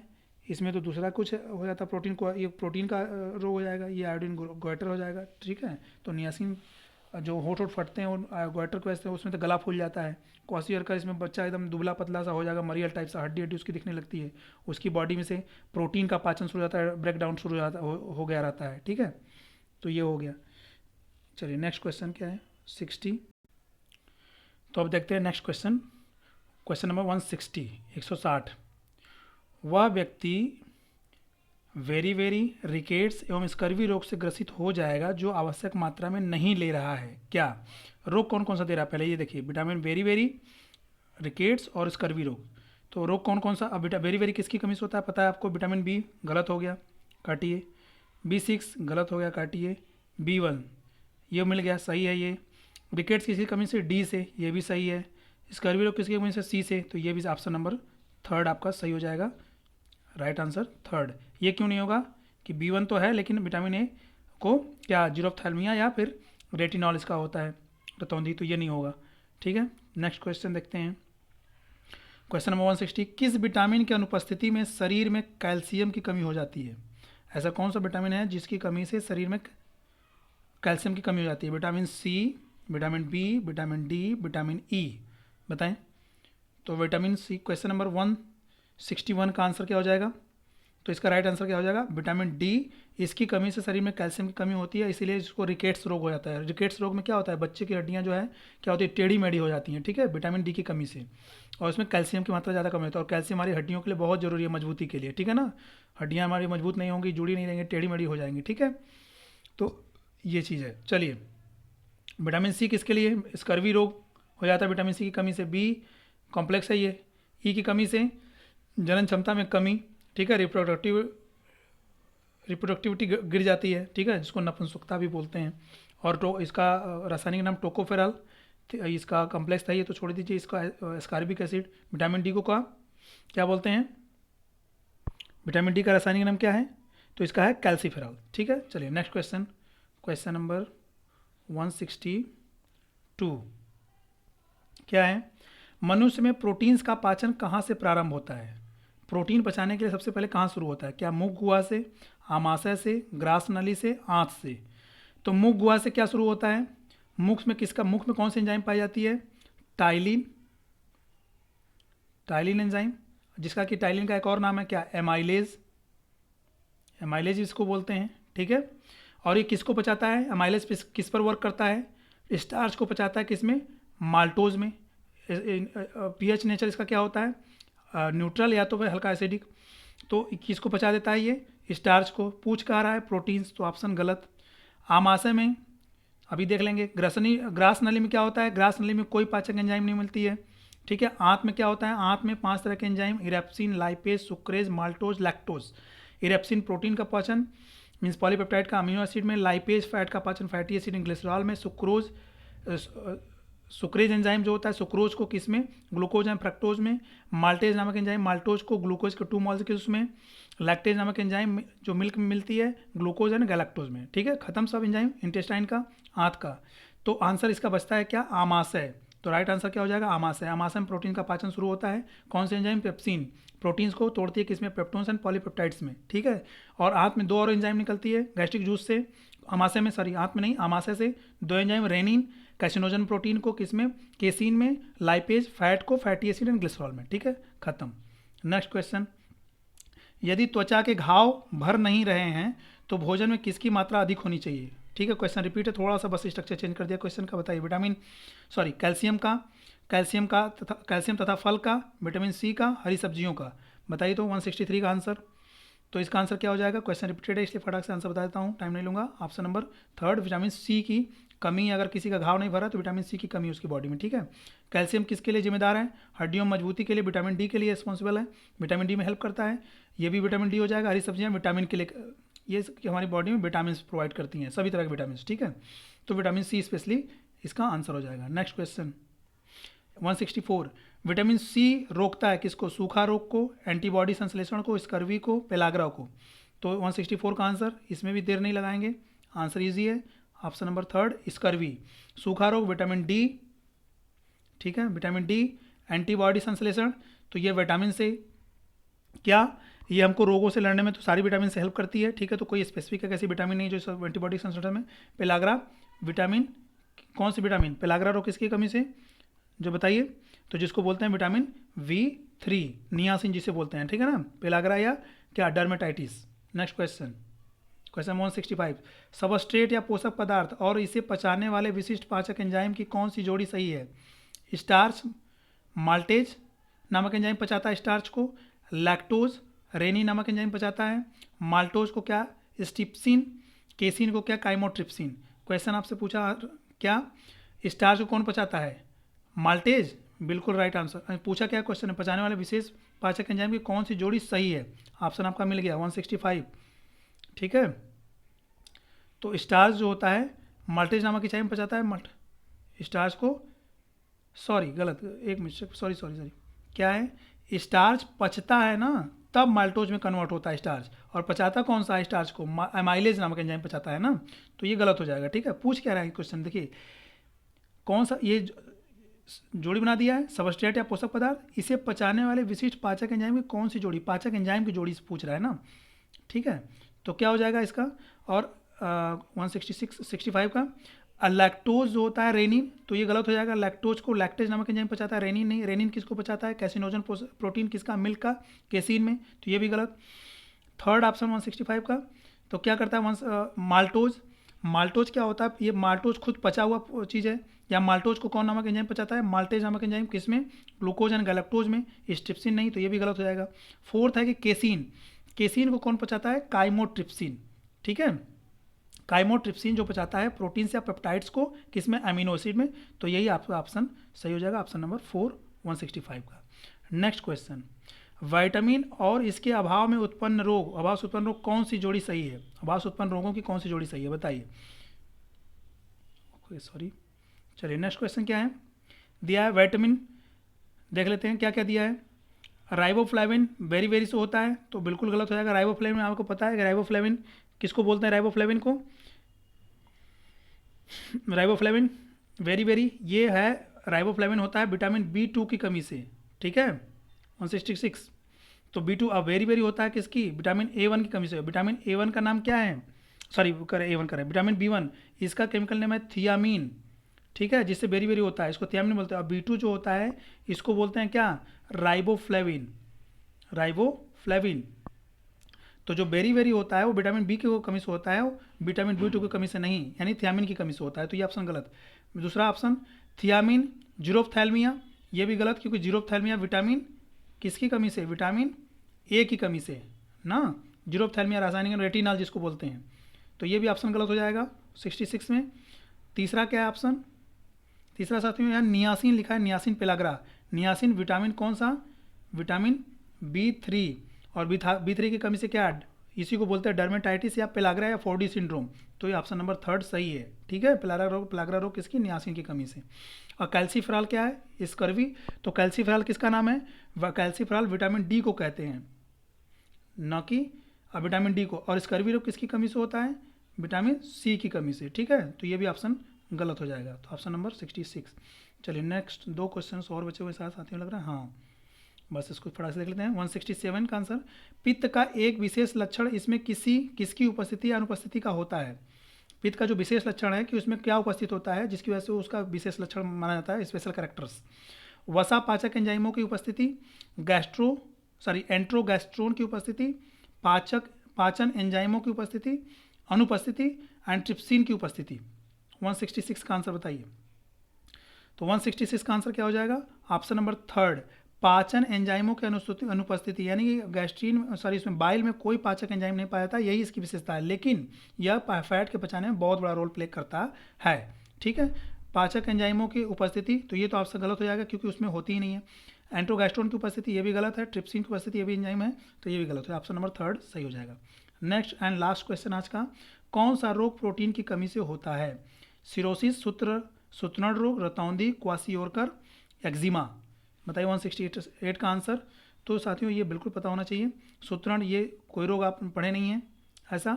रतौंधी किसकी कमी से होता है? विटामिन A की कमी से, ठीक है। एक्जिमा जो होता है ये आंखों की, एक्जिमा तो जो खुजली उजली टाइप से होती है ना, स्किन रिलेटेड डिजीज, वो है, ठीक है। और क्या है? तो ऑप्शन नंबर 3 क्वासियोरकर, विटामिन की कमी से, प्रोटीन की कमी से 2 तरह का रोग होता है, क्वासियोरकर, एक मैरास्मस, मैंने बताया लेक्चर में काफ़ी डिटेल में इसको समझाया है, ठीक है। तो आप उसको जाके लेक्चर देखिए, आपको सारा डिटेल पता चल जाएगा प्रोटीन से रिलेटेड और भी जो चीज़ें हैं। ठीक है साथियों, तो आज का ये more than 50 question total series का, मोर देन 150 यानी टोटल 168 क्वेश्चन हम लोगों ने किया न्यूट्रिशन एंड डाइजेशन चैप्टर से। इस चैप्टर साथियों अगर कहीं से भी क्वेश्चन आने वाला तो आपका क्वेश्चन छूटने वाला नहीं है, ये मेरा दावा है। ठीक है, तो चलिए साथियों, आज का बस ये लेक्चर यहीं पे एंड होता है। अब इसके बाद हम लोग नेक्स्ट चैप्टर सर्कुलेटरी सिस्टम पढ़ेंगे, उसको डिटेल स्टडी उसका करेंगे। उसके बाद फिर पहले थ्योरी पढ़ेंगे, उसके बाद फिर हम लोग उससे रिलेटेड एमसीक्यूज या इंपॉर्टेंट क्वेश्चंस करेंगे। ठीक है साथियों, अगर आपको सेशन पसंद आया है तो अपने दोस्तों को भी शेयर करें, चैनल को सब्सक्राइब भी करें। कुछ सजेशंस आप चाहते हैं देना चाहते हैं तो आप कमेंट बॉक्स में मैसेज भी कर सकते हैं। चलिए, तो ओके, थैंक यू।